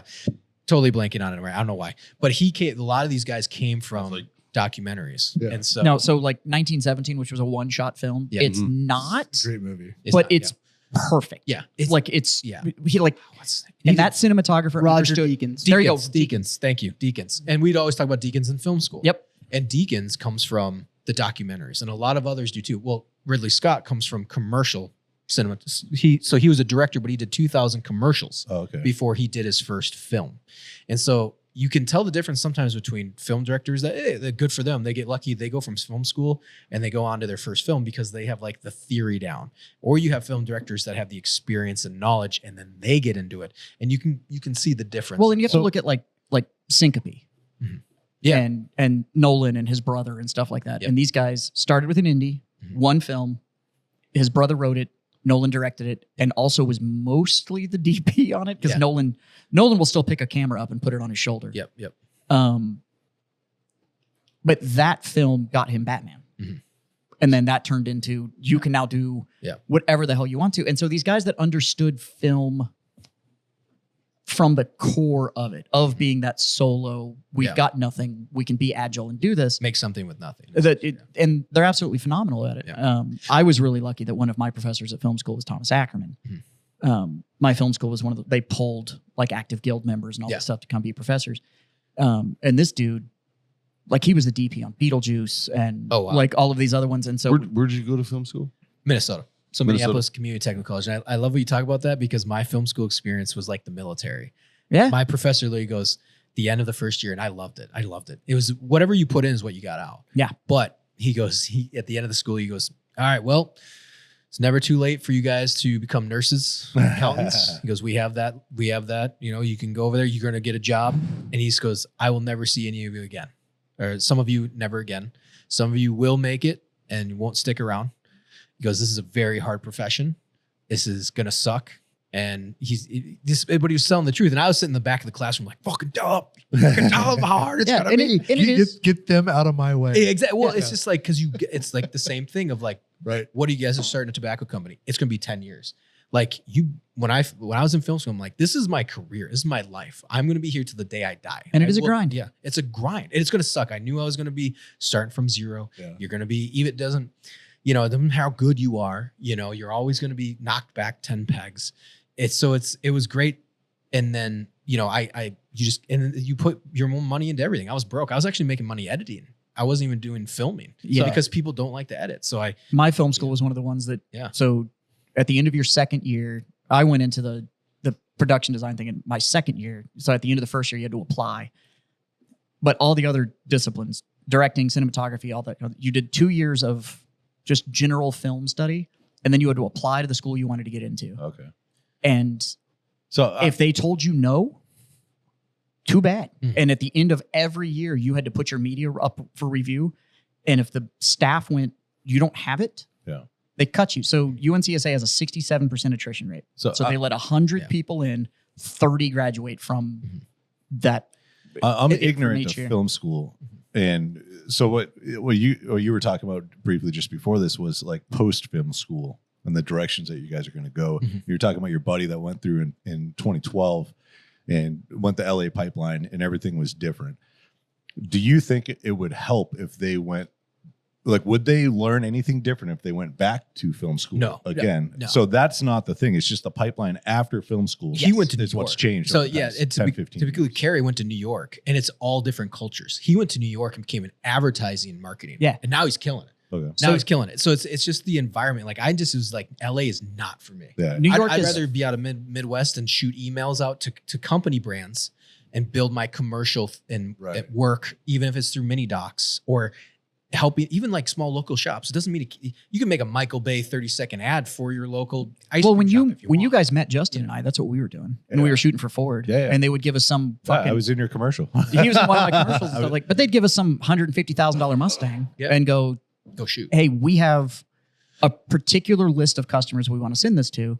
You need to make these guys feel like they have the biggest dick in the world if they buy this car. And so they'd give Hold my us, beer. yeah, they'd give us, so they'd send us like a Roush Nightmare F-150 and all this stuff. And you're shooting, and you have 45 seconds to get somebody to separate themselves from 200 grand. And I loved the challenge of that. Yeah. That's why, and it's the other reason I like documentary and I like commercial shooting is it's, going back to Black Rifle. One of the things that these guys mastered, especially in the beginning of their brand, was you didn't give a fuck about the coffee. The feeling that brand gave you, though, when you were involved with them, that's what you gave a shit about. Not a single piece of their content sold you coffee. Nope. It was all It's brand recognition. you were buying into the lifestyle, Yeah, and buying so lifestyle. Bro, I've still never bought any fucking coffee from Black Rifle. No, but I'm saying what the But- I've bought media, t-shirts. you know who they are? I've bought hats. Yeah, exactly. but no, the media Like- that But they built a media culture. that came out, Yeah. it was brand awareness. Yeah. It wasn't like Black Rifle Yeah, coffee makes the best coffee. You should Oh, yeah, buy yeah. this bag. Go Well, to Black. Now now my They background. cultivated a lifestyle brand. Yeah. Now my background, I looked at all of that stuff, and the entire reason I got the brand director gig at Grunstyle was because of my military background. And so when I look at all of these guys, Which is effort- funny because Jazz didn't give a fuck about his military background until he worked at Grunt Style. well, I didn't give a shit about being labeled as a veteran or what. I didn't care. I'm glad of what I he learned. while I took was his in the hat off. military. He took his hat off and was like, I did it. That's cool. Blah, Yeah. blah, blah. When I took Next the step. uniform off, I took the uniform off. Like that wasn't a whatever. My business now, I don't list as a veteran-owned business. Look or at his hair. whatever. Obviously. Look at them locks. But Fucking gorgeous. so I was psychological operations in the Army. So when I look at brands like BRCC or Nine Line or Grunt Style or any of these ones, and I'm going like, you guys aren't selling product. You're selling idea. Yeah. And you're very good at selling idea. And what you do is you pay people like me or Ethan or whatever to go sell an idea. Don't give a, it's a widget. Like there's the product doesn't fucking matter. material. You're buying the lifestyle. Yeah. And honestly, some of the best stuff to shoot in the world is an idea. Yeah. It's not Yeah. like our media firm would get contracted to also just do like product photography and shit like that. Because if you can frame, you can frame, Yeah. whether it's moving or not. Framing is framing. And we'd shoot just a hard product and send it back for ad campaign. And you're still trying to elicit something, but Yeah. you're at that point it's just product photography. Exactly. But the video, when it was, hey, you have to conceptualize and capture this feeling that we want, and you've got 45 seconds to do it. Yeah. That's where I love the idea of directing and producing. Yeah. Is Yeah. in that challenge. And I agree with you too. I think that was, especially like because I'm an editor as well. Like I'm pretty good at it. So when I've directed, produced, and edited my piece, so like when I did the Vet TV, now I'm working for them. But when I produced Embed Actual, I was directing it, going into Ukraine. But in the edit, in the post, that's when it gets exciting because that's when you find how to elicit the emotion out of people and finding that footage and doing all. Not only do we do B-roll from like the war, but the stuff obviously that we had shot when we went into Ukraine. Absolutely. And so we had our excitement. We had ballistic missiles getting intercepted over our head in Kyiv. Like, it was like, oh shit, we shot that. And now we're interviewing guys, but we're using their trench run footage that they do. And there's this pretty popular, I say popular, but it's a very famous clip of a drone feed of one of the Ukrainians coming out of a Bradley. He jumps on the ground and his leg gets blown off. Oh yeah, I've yeah. seen that. You've seen that, right? So that's in our doc. And it's like, but we're eliciting the emotion of like the guys of who they've, like, friends that they've lost. And you're pulling that out and you're making them care about the story and the subject. Yeah. And I start with that. It's a 10, 20 seconds. And people are like, what the fuck's going on? And I showed him my friends, and it's like waiting for it because I know it's coming, and they hop on, the dude's like, boom, and his leg goes left. People go, God damn, because it's showing the guy's dragging himself. Well, and it's one of the bleeding, and then it's one of the beautiful things of documentary. Yeah. And honestly, And the war films that I like and stuff, what it does is it takes this high concept and it puts it on one guy. Yeah. That one guy now represents this entire story, and it brings this large concept down to this human effort. Yeah, human effort. Yeah. And it's an amazingly powerful move. And editing is where everything sings. Yep. It's where everything puts together. There's little aha moments you realize in editing that there's sometimes that no sound is way more powerful than anything I could put here. What we cut from one to the other, continually changing your emotion. Let's go from heavy as fuck to I'm going to make you laugh to right back to now we're going to get deep and philosophical and controlling and manipulating that emotional response within the film. Yeah. Is the idea of shooting is one thing. What you're doing at that point is you are putting stuff on a palette. And now in editing, I have a canvas and I get to take everything from my palette and actually now put this painting together. And that's one of the beauties of documentary. Large format, scripted, it's great to shoot, but to be honest with you, it was scripted. It's gone through blue phase, yellow phase, pink phase. Like, you have all those copies of the script that you've gone through, and then you go to previs.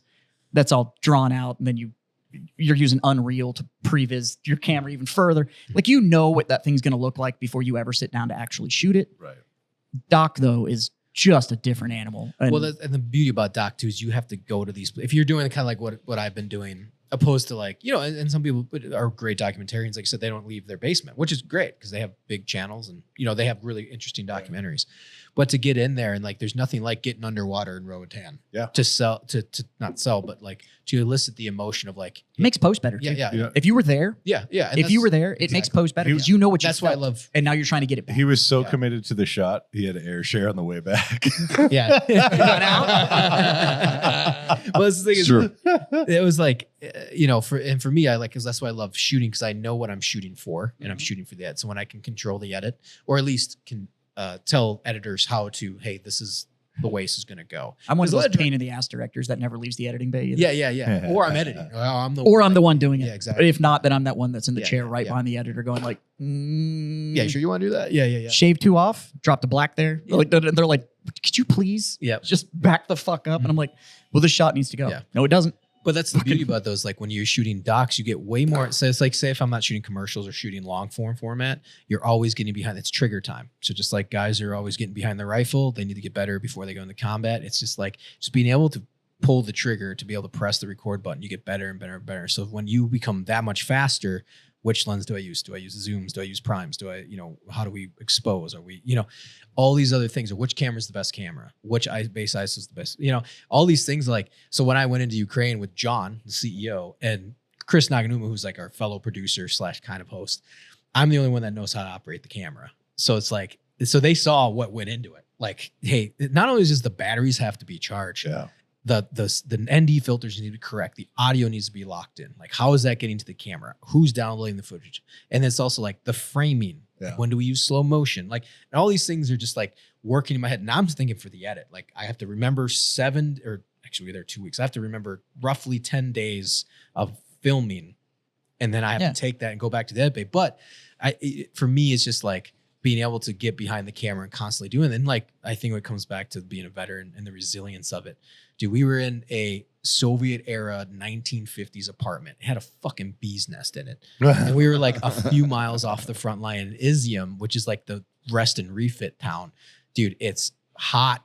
We're like kind of sweaty. Like, thank God the temperature drops at night a little bit. We actually had a pretty good summer when we were there last summer.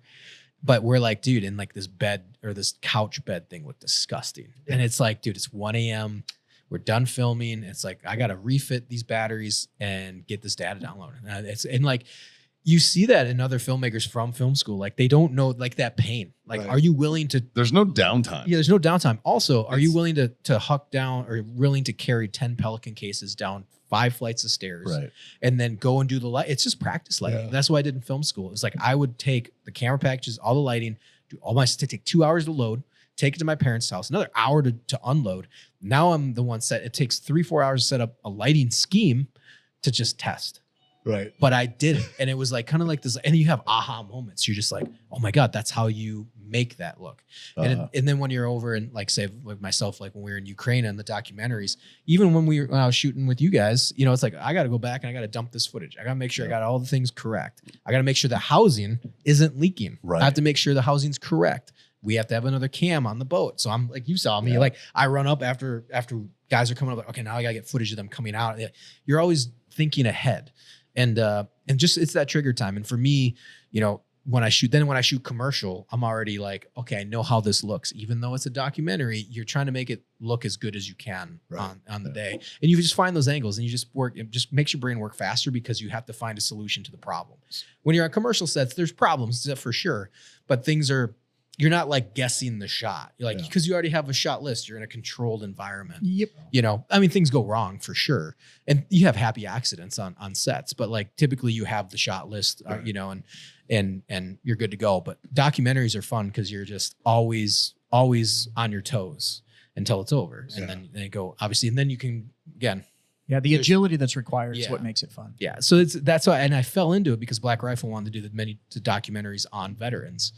And so we had a lot of awesome subjects, but it was also like, okay, how are we doing that? Like I could just sit there, run the camera and do fucking B-roll. Right. Or when I go out, I can actually get these guys rocking and rolling, you know, like Jamie Caldwell, he's former retired Delta operator. We went and shot him getting like catching bass. It was nuts. I was like, from Midwest, like we sit there for 3 hours and drink beer. Like you're not gonna fucking catch fish. He's a Bass Pro fisherman. He's literally ripping these things out of the water. So I'm doing these like a fucking it was amazing. Yeah, it was crazy. We're going like 70 miles an hour on these boats. So it's trying to find the best shot and making it entertaining, even if it's a 10-minute piece. He's also a thermal night vision shooter. So now we didn't do that, but we shot on his range at his house. So we got some awesome gun footage. Like, so it's just, you know, or my favorite was doing dog mushing in Alaska. A lot of people know me for that piece. Nice. Going up to Alaska. We could have just done the interview and then like fucked around in the snow with some dogs and went home. Where's the experience in that though? Exactly. Like even as a viewer, even as a consumer of the media, dude, like I don't want to watch that. Exactly. I want to watch the fucking real deal, man. The gritty, you know, on boots on ground type of shit. You'd be amazed at what sticks and what doesn't though. Yeah. One of the most cycled over pieces of media that I've ever gotten. And I put it on, there's a bunch of websites out there. If you have a giant B-roll catalog, because you're shooting documentaries, so you just make media. I have a shot that I put on this B-roll thing that I sold off, and it was a drone footage of a hippo coming out of the upper Voltorp River in Africa. Mm-hmm. And this hippo is breaching, and it comes through all these lilies, and it like got this shit stuck on his head. So he had like a hat, and it's like walking. That thing sold, I don't know how many times, and it's a 20-second clip of a hippo. And now it's on Planet Earth 2. That's all it is. There's some awesome shit that Justin and I got of, you know, luckily we kind of knew the culture, so we knew where to shoot, how to shoot, and all that stuff. But of sticks on a Blackhawk, getting ready to exit the bird and jump and all that kind of stuff. And it's those calls of like, I could shoot this hyper detailed, or I could expose for the white around it and silhouette the Blackhawk and the pilot that's next to it and all that kind of stuff. So you get all of this. But again, it turns into, do I want a cinematic shot or do I just want photo of this Blackhawk? Exactly. Ethan, when you went to Ukraine, was that the first time that you went to a combat space unarmed? No. Okay. We went, I was in Ukraine during the invasion. So about 3 weeks after Russia invaded, we went in to go help coordinate the evacuation of orphans. Oh, okay. So we got a hold of aerial recovery group. We were like, especially after the Afghan evac, we were absolutely like everyone there in those first weeks, you could tell they wanted they wanted redemption for the evac. Yeah. In any Well, it's way because they possible. coincided. They were only fucking Oh, it was, few weeks months before. Months. I was yeah, you were August, September. I was evacuating all the way till October, and then they shut the flights out of Mazar Sharif, and Yeah. then February is the invasion. It was like 27th or something. Like Am I that. the Yeah. only one that he just made feel like a piece of shit? No. I don't know. Because I'm like, No, I don't really care. well, I bought a team for fucking Intrepid, give back to the vets or whatever. He's like, well, I went over to coordinate the evacuation of orphans. I'm like, It completely ruined my line of questioning because that's not where I was going with it. Get used to this. Jesus. They make me feel like a good person, and somehow it makes me feel bad. All right, like I do fucking Santa Claus for special needs kids every year, and they're always like, "Mikey saved the world again." What a weirdo! And I'm like, fuck. yeah, but were you evacuating orphans out of the Ukraine? No, but I'll be Santa for him. Okay, there you go. There you go. Fucking shitbag.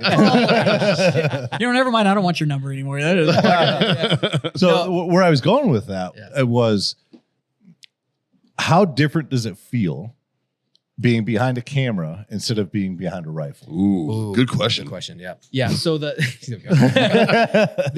so the first time. And you ruined it with saving orphans. The first time we went, like I said, we were all. It was the crazy. It was. I'm sure everybody like felt it. It was like this crazy feeling because we were like, we need to do something. Like the Afghan evac had happened, we couldn't get over. We were all looking at like Tajikistan. How do we get in? And we have our interpreters being like, we need to get out of. Like. Were you working with You a know, group? No, not really. Not in for the. You talking about Ukraine or the Afghan? Ukraine. Yeah. So what happened was all those signal chats that we'd used from the Afghan evac all lit up again. So we had already had this web connection of people. I ended up getting hooked up. My buddy got hooked up. So my buddy, good friend of mine, got hooked up with Aerial Recovery Group. And then he was like, hey, they want me to come over.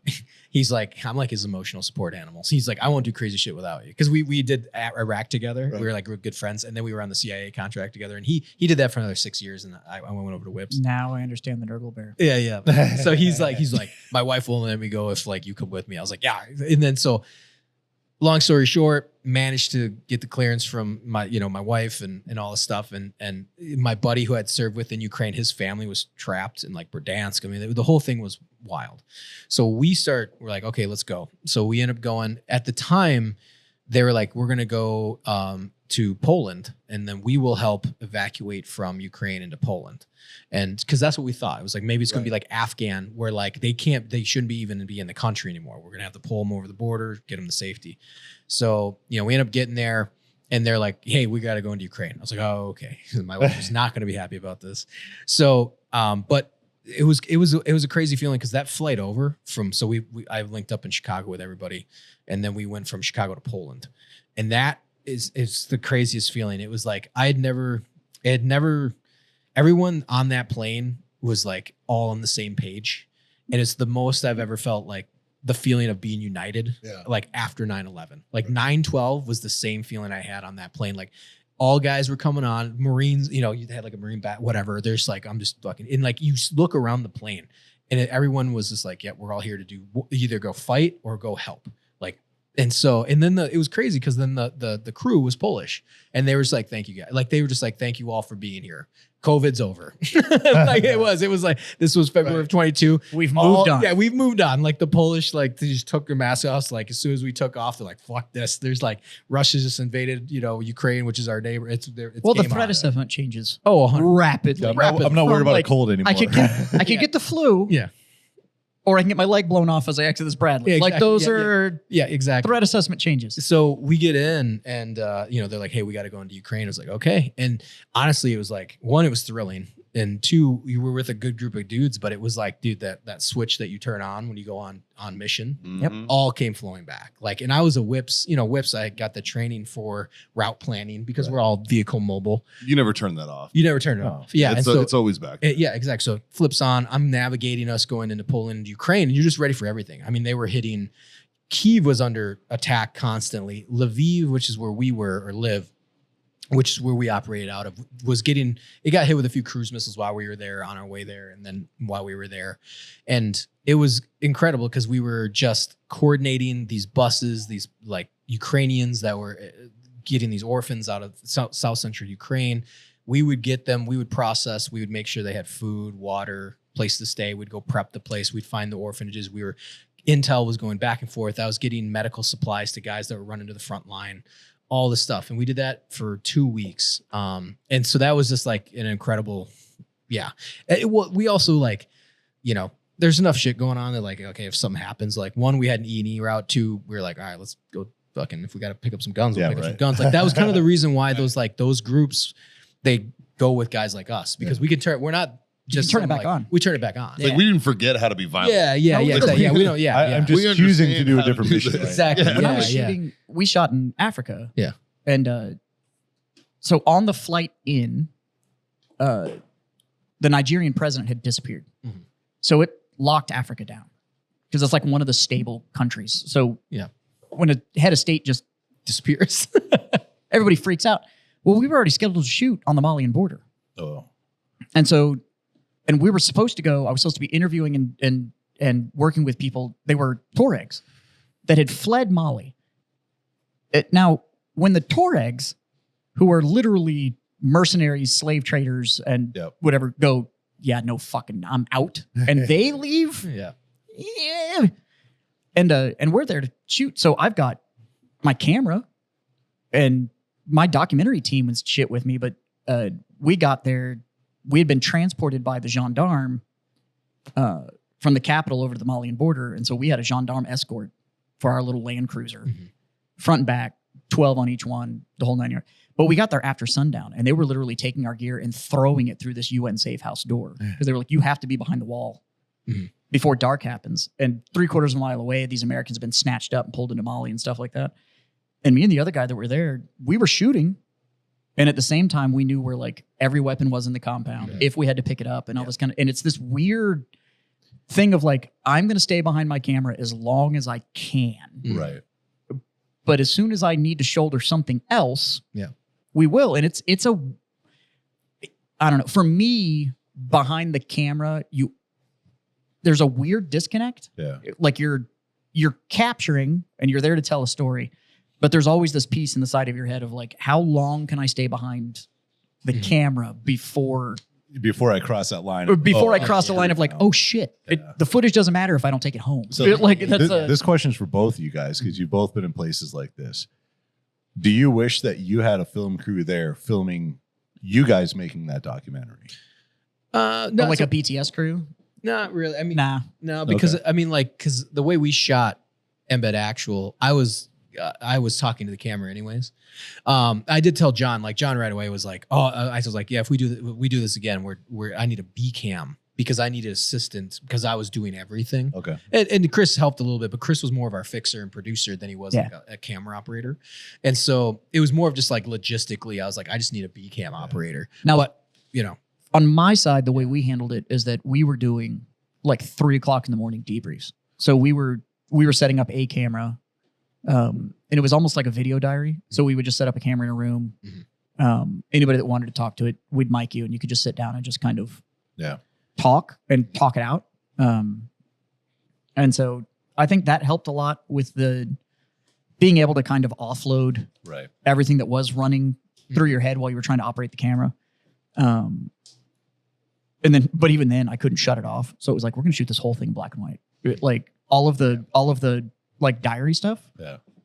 So what's happening in the real story, we will keep color, but all of the talking piece we did both at the same time. literally did it in camera. Okay. Like I shut all the color off and shot all the black and white in camera. It was ballsy. It was a bold move. But the reason I did it was it allowed me to expose for the speaker. And so by shooting it purely black and white and exposing for the speaker, it dropped the world away. Yeah. That's good. And so it was the separation of it. Yeah. And so it's weird. It's weird when you go, it's essentially the mission parameter that you have in your head when you go and how you kind of compartmentalize the reason you were there. Right. Yeah. Well, that's the thing. But yeah, there was never a time that I was like, damn, I really wish I had like at least a sidearm on me. Like it was, I was there for a reason. Yeah. And I was there for that reason. Are there any dual purpose like camera guys that can carry a gun? Well, so here's the thing. Is that like here's the thing. I'll talk about this because when we went in, we were always like, we were going to the front line towards Izium. So we shot artillery that was shooting at Russians. Right. And we did like, okay, we're pretty close to the front line, or even say like long range UAV reconnaissance that we filmed. So we went towards the front line. We were about maybe not even a mile off, and we were trying to get into FPV, like the drones, because that was really coming up. And we were like, hey, can we do that? And it just got so dangerous. They were just like, they're getting hit with counter battery. And they're like, we just can't take you to their position because it's dangerous. We had to move positions. Even the artillery pieces that we were originally going to film, they're like, they got hit directly. So like, it's one thing if they're hitting around, we can take you there. They're getting hit directly. Like, and we were new to third brigade. So they were like, we don't quite know who you are. So, and also they don't want, dead filmmakers or journalists on their hands. So wouldn't look good. That wouldn't look good at all. Right. But for us though, us going over and us that we've made more inroads with other units after they've seen it, they're like, oh, we'd love you to come and do that. But for me, it's a weird thing. I would call myself a war filmmaker, not a war journalist, because journalists have this like weird code. And I've talked to Marty Skovlin Jr. about this, because he the shot master of the Oxford comma. Yeah, exactly. Shout out Marty, my man. Exactly. Yeah. And so he would talk about when they went to Afghan. He's like, yeah, I'm not going to carry a pistol. I was like, you carry a pistol with you, because he went on patrol. And he's like, no, that's just not our code as journalists. And I'm sitting there when I was going to Ukraine. I'm like, I don't give a fuck. Like I will go grab an AK and I'll become 100%. a part of this offensive, or I will become a part of this defensive in a heartbeat. Real quick. Yeah. We had local UN guards that were sitting there, and they were so used to it that they would be like laying on a blanket, like watching shit on their phone, and their rifles like sitting on the floor behind them, because they were just so used to what was going on. And now it is the definition of we've all dealt with the UN at some point. Yeah. Complacency. And it was the definition of complacency kills. Yeah. And so we were there. I mean, we knew where every available rifle was and all that kind of stuff. And it was like, I'll defend my position if I have to. Yeah. El Salvador was the same way. We flew into El Salvador the day after it got the title of the murder capital of the world. So that came out and we flew in the next day. We got a briefing when we landed of no shoot zones. And it was quite literally like, don't point your camera over there. Because the last documentarian that filmed anything to do over there did not leave the country. That's the wrong definition of a no-shoot zone. It was the... I always think of Wake Island when it comes to these kind of situations where it was like Marines and a bunch of construction workers that literally held off the fucking Navy, the fucking Japanese Navy for like, a month? Yeah. You know what I mean? Like, it's like, dude, when it comes time, pick up a rifle and handle it. If there was ever a U.S. invasion... Well, we've talked about it a million times. Like, is there how many fucking civilians are you just gonna get online? We'll fucking I don't know, but I'll figure out a Picatinny mount for my GH. It'll be fine. So we talked about Israel. Like, so we were supposed to go to Israel like right after Ukraine. Yeah. And we were like, well, let's just get this here. Let's like get back, check the footage out. Let's John, because he's flipping the bill for it, and it wasn't cheap. And so he was like, hey, let's like get the footage. Let's just take a breather. Because that was a long trip. It was since we're already in Europe, we'll just hop down. Well, we were like, well, let's go to Israel like the next week. And it was. I mean, to be fair, he would have saved money on travel. Yeah. Well, the funny part was like, it's true. But the funny part was we were supposed to be there when Iran did the big rocket barrage. Right. Like, or it would have been. It was funny because I talked to guys that were there that are filmmakers, and they were like, yeah, that would have been pretty cool to capture like on actual film. And I was like, yeah, it would have been great. But we talked about some of the units there that we had access to. And they were like, well, it's a little bit different because we can't get into Gaza. But at the time, Southern Lebanon would have been where we would have gone. Yeah. And they were kind of like, and the people we were talking to like, hey, we'll get you kitted up. We'll get you what you need. And that was kind of that thing is like, we're here to film. But like at the same point, I'm like, yeah, did they, I was asking Chris, I was like, yeah, can we get our hands on some clocks and stuff? He's like, oh yeah, don't worry about it. I was like, and that's the difference. For me, it's like, there's like the weird journalistic integrity, but for me as a war filmmaker, it's like I'm going into this place, but if it turns, I'm not going to be like, oh, I'm just press. Like, no, you're also telling the story. Like we're focusing on the fighters. Yeah. And you're also, I'm there to tell their story. I'm not gonna, what's the morality between whatever. I'm here to highlight you guys. I'm here to tell a story. Well, I'm not here to report the news. What's the best way to tell that story is to be one of those guys in the story, become part of the story. Well, the Ukrainians, that's why we earned a lot of respect because one, we were respecting their their story and how they were fighting. And also they were also like, oh, you guys have fought in the GWAT. Like they knew that and they respect that. Oh, that's Yeah. cool. So not only are we filmmakers, not only did we a really good job, they also respected the fact that we had been in combat and we can handle ourselves. You're So also a therefore, fucking warrior. that also like it does take you to the next level opposed to a journalist trying to get a story. Well, I was going to say, like, me and you have no common background in the filmmaking. I have none of this, right? I was a scout sniper in the Army, right? Mhm. There's no goddamn way I'm not fucking picking up a rifle if I don't need to. Yeah. Right. You know what I mean? Or Had the Yeah. had the situation arisen where I had to drop the camera and pick up a rifle, Yeah. I'd have dropped the camera. And So picked up. what? Yeah, I what's got very for sure- lucky that I didn't have to. What's Yeah. the advantage Of what? to refusing a firearm to just be a cameraman? Like what? No. There's not. It's That's the journalism that's the- versus filmmaker. Yeah, that's what I was saying. Is like, But for what- me, I can what's the see advantage? if you're press, you want your to press, you want to, you can't. You It's like- can't, you can't get that reputation of, oh, the press just killed fucking 15 of these dudes. It's like chaplains. Yeah. It's like chaplains and Right. They're docs, supposed to be right? neutral. Like Press is neutral. Yeah. Okay. So like, if you're a journalist, you're neutral. But For you're me, only it's like- you're neutral as long as the side you're filming on maintains your security. Exactly. Yeah. Yeah. But You're what no you'll longer find- neutral when the other side gets a hold of you. But what he's Yeah. what he's saying is the difference between press and a filmmaker. filmmaker. I don't Yeah. consider myself as like a Okay. journalist. Right. Yeah. But I'm the moral decision to be like, I am not defending myself if the So place occurs. That turns into there is a little bit of a That's what they like to say. I know don't if it- yeah. I don't like it, but I've documentary and photographers and stuff Yeah. like that go and they're like, I'm gonna here to tell the whole story, both sides, the idea of human suffering. A lot of those guys, you'll talk to them and they find disgust on both sides, yeah. and they kind of hate everything. Like I don't know.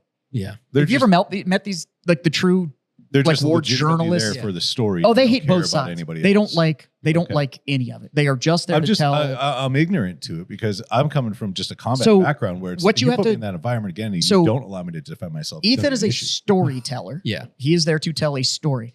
Journalists, they're there at a 30,000 foot view. It is just to document what's going on both sides and then put that tale out.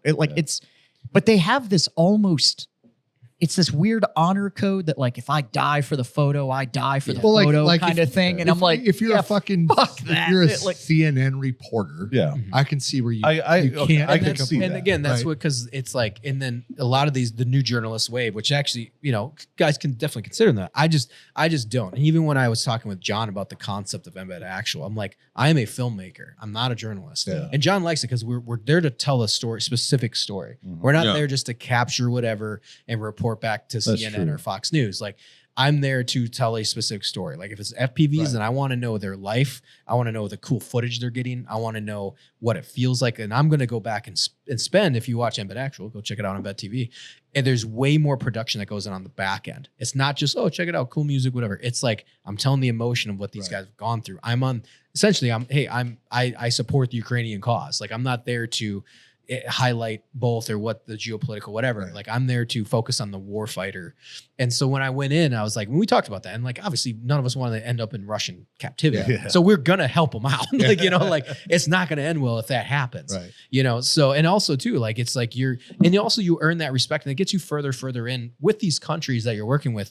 And guys, if you're gonna go film them and you like say, hey, I want to come film you and tell your story, they're gonna know that from Ukraine. So even if they agree with them or not, they know that I'm going to tell their story properly. Right. Because one, I'm already a warfighter, and two, I'm embedding and going in with them. Yeah. And you earn that respect. Yeah. So that was a fun. I mean, you're not going to go in and be like, hey, I'm a decent shot and I also know how to film something. No. You're going in as like they know kind of your background already, but they're like, you're there to like, we're there to film. But I'm saying is like what you were saying is like, how does it? We were good, we knew where we were at, but at the same time, we're all casing. Okay, where's the trench? Right. Where's the weapons? Yeah. Where are we? Well, on the I guess map? what I'm asking is there a market for, hey, I can help shoot these motherfuckers and I can maybe film this thing. I mean, I don't know if I can also create I don't know if content, there's a bro. market for it. I think they appreciate it if you are, if you can be an If you can, My primary mission is if to you can help handle you shoot your- these people. Yeah. if you can handle yourself Yeah. They're far more open to it. Even when I was doing with the Exactly. Touaregs, Yeah, we yeah. got there, and before I filmed, I conducted trade with the Touaregs. So I had actually had boxes of cigars with me, and I was trading them cigars, and I got. Oh, I handed your cigars off too. Yeah. Yeah. They, yeah. But I got like some jewelry and like some hand hammered bowls and stuff from the Touaregs. Did you get a wrap? So they gave me one of the blue wraps, Yeah, which which means is I a had big deal. conducted trade with the Touaregs, and It's a they big deal, recognized me as somebody able to conduct that trade. It's like a in the tribal.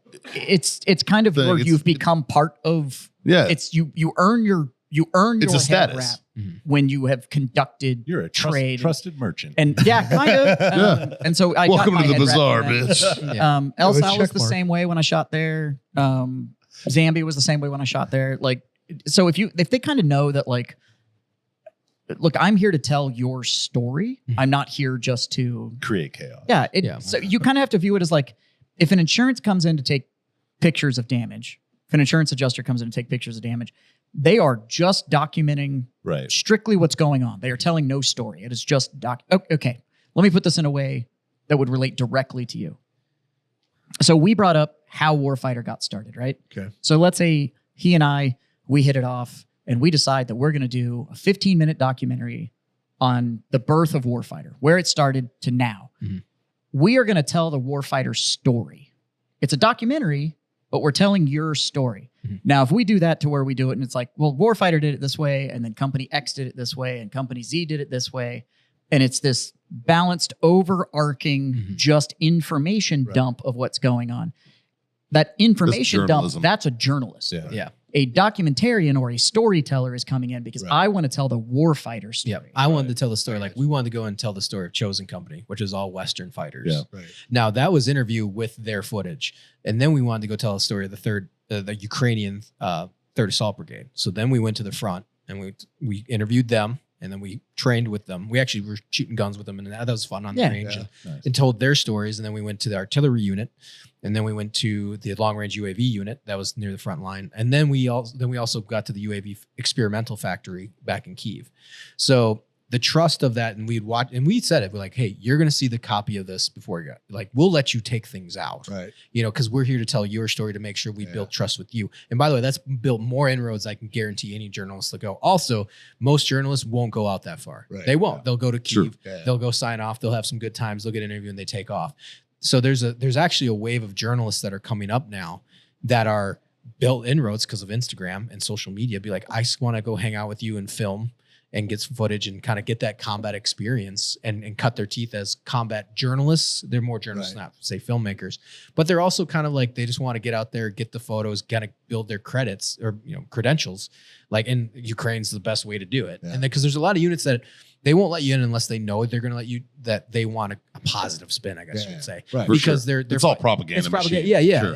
And you look at their Instagram accounts, they're trying to raise money. Right. Yeah. Like, like we had it's called Only Wars was like their unit's fundraiser. Otherwise, you wouldn't be able to buy rounds. Yeah. Like, Dude, yeah. One of my favorite moments that happened to me when I was in Fallujah in 04 during Phantom Fury, there was this anti-war correspondent chick who was running around out there, right? She was embedded with LAVs. Really? I got called. I was an Amtrak guy at that time, right? So I got called to do a recovery on an LAV that gotten fucked up, and unfortunately they had lost the driver. And I went out there to recover the vehicle. And when I got there, this bitch was sitting there holding her fucking teeth, and all of her teeth got knocked out. She's just like, just bleeding out her mouth. And I was just like, fuck you, bitch. And I was like, that's why, like, when it comes to terms of filmmakers versus journalists, I'll have your guys' back. Yeah. Journos, fuck out of here. And like, And I'm got like, combat fuck situations, outta here, Ethan's a dude. warfighter. Yeah. Right? Well, Yeah. the thing is, like me and Chris There's was a level of striker trust in 04.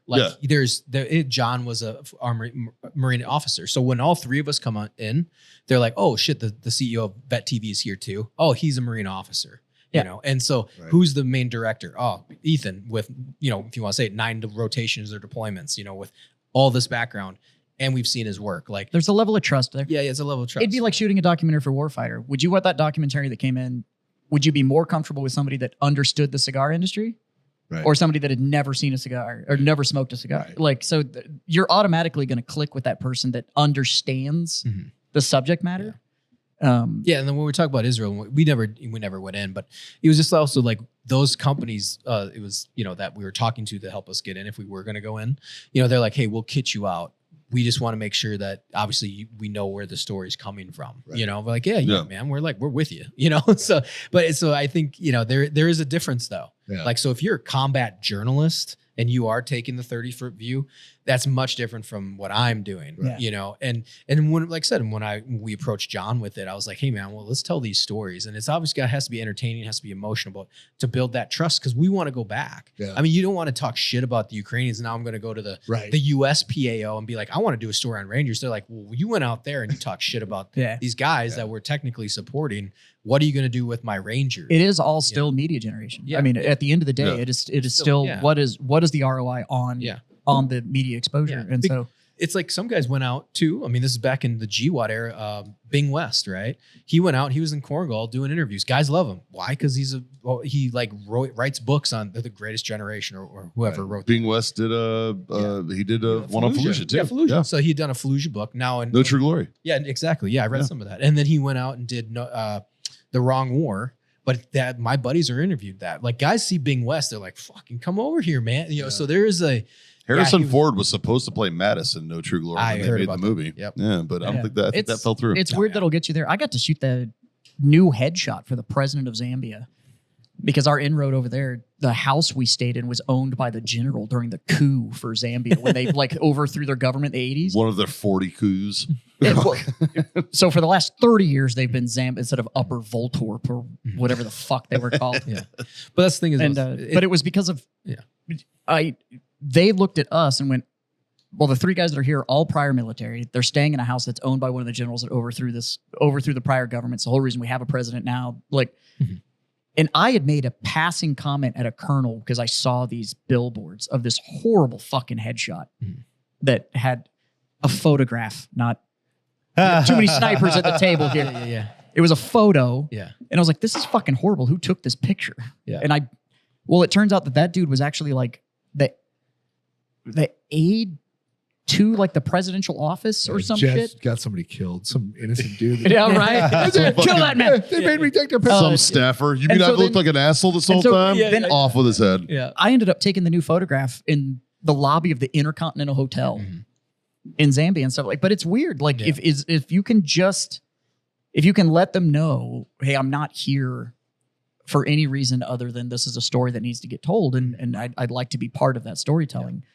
And then again, the clarity on I'll let you see all the footage. Yeah, exactly. Cut out anything that you don't want to. Yeah. This is the reason I'm here, and this is the story I want to tell. This is the goal of the footage that I'm trying to get.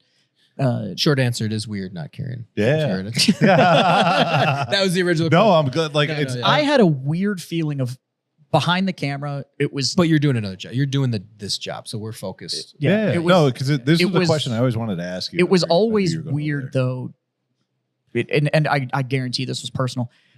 Somehow behind the camera, I disconnected, and it almost felt like I wasn't there at the moment. Through the viewfinder, I wasn't bodily in the situation. That was just who me. wrote that? I'm not saying that was. I can't remember the name. The book is called On Killing. Yeah, what you described, David Grossman. What you described is exactly what he said in that book, because your focus is through that lens. Yeah. Right. So the rest of the world disappears because that's what it is. And And that may have just been me. I don't know if you had the same feeling, but as long as I was behind, we assessed the situation. I was very aware of what was around me. But when it was rolling and I was focused on the images I was capturing, it was a weird disconnect, and it would almost everything would get a little quieter, like while I was behind the lens, and then the world would get real loud when all of a sudden when I was like, all right, cut, moving on, and then all of a sudden everything was in motion again. Yeah. It's now that may have just been me. I'm not speaking for Ethan and his experience of when he was directing a shot, but for me it was odd. Now there were times when you get in a truck and you see 24 dudes with sidearms and Galils and AKs and shit get into a truck, and you're kind of like, fuck, I have a drone. Like I don't like this is. I think too the situation. I mean, like Ukraine is, and it was much different from like when I went during the invasion. So I've been twice, and that was during when I went and helped. Much different scenario. Okay, because the whole country, they were like, Russia was still sending airborne troops in. Like things were shifting hourly. Okay. Once they were doing actual airborne drops. Well, helicopters. So they were coming in and like dropping in certain areas, but they would be they'd be like in this like surrounded by Ukrainians, but then they would just keep dropping in certain. So everything was just constantly changing. Interesting. Yeah, it was wild. That's kind of the mission of a paratrooper, though, man, is just to be surrounded. Yeah, I don't know if they like got dropped in, but I mean like helicopters. So they were like, there's like artillery units that were surrounded, but it's like, well, don't go that way It's almost an air cabin. Yeah, It's kind of your guys' gig too at 101st. It's like you're just naturally surrounded. Yeah, That's and like that was kind of your shit. By the time we got there in 2024, it was last year, things were established. The lines were much more established. Kyiv was beautiful. Like, they're still getting hit with rockets and shit, drones, but it wasn't like what it was in 2022. So I kept seeing videos of motherfuckers still partying.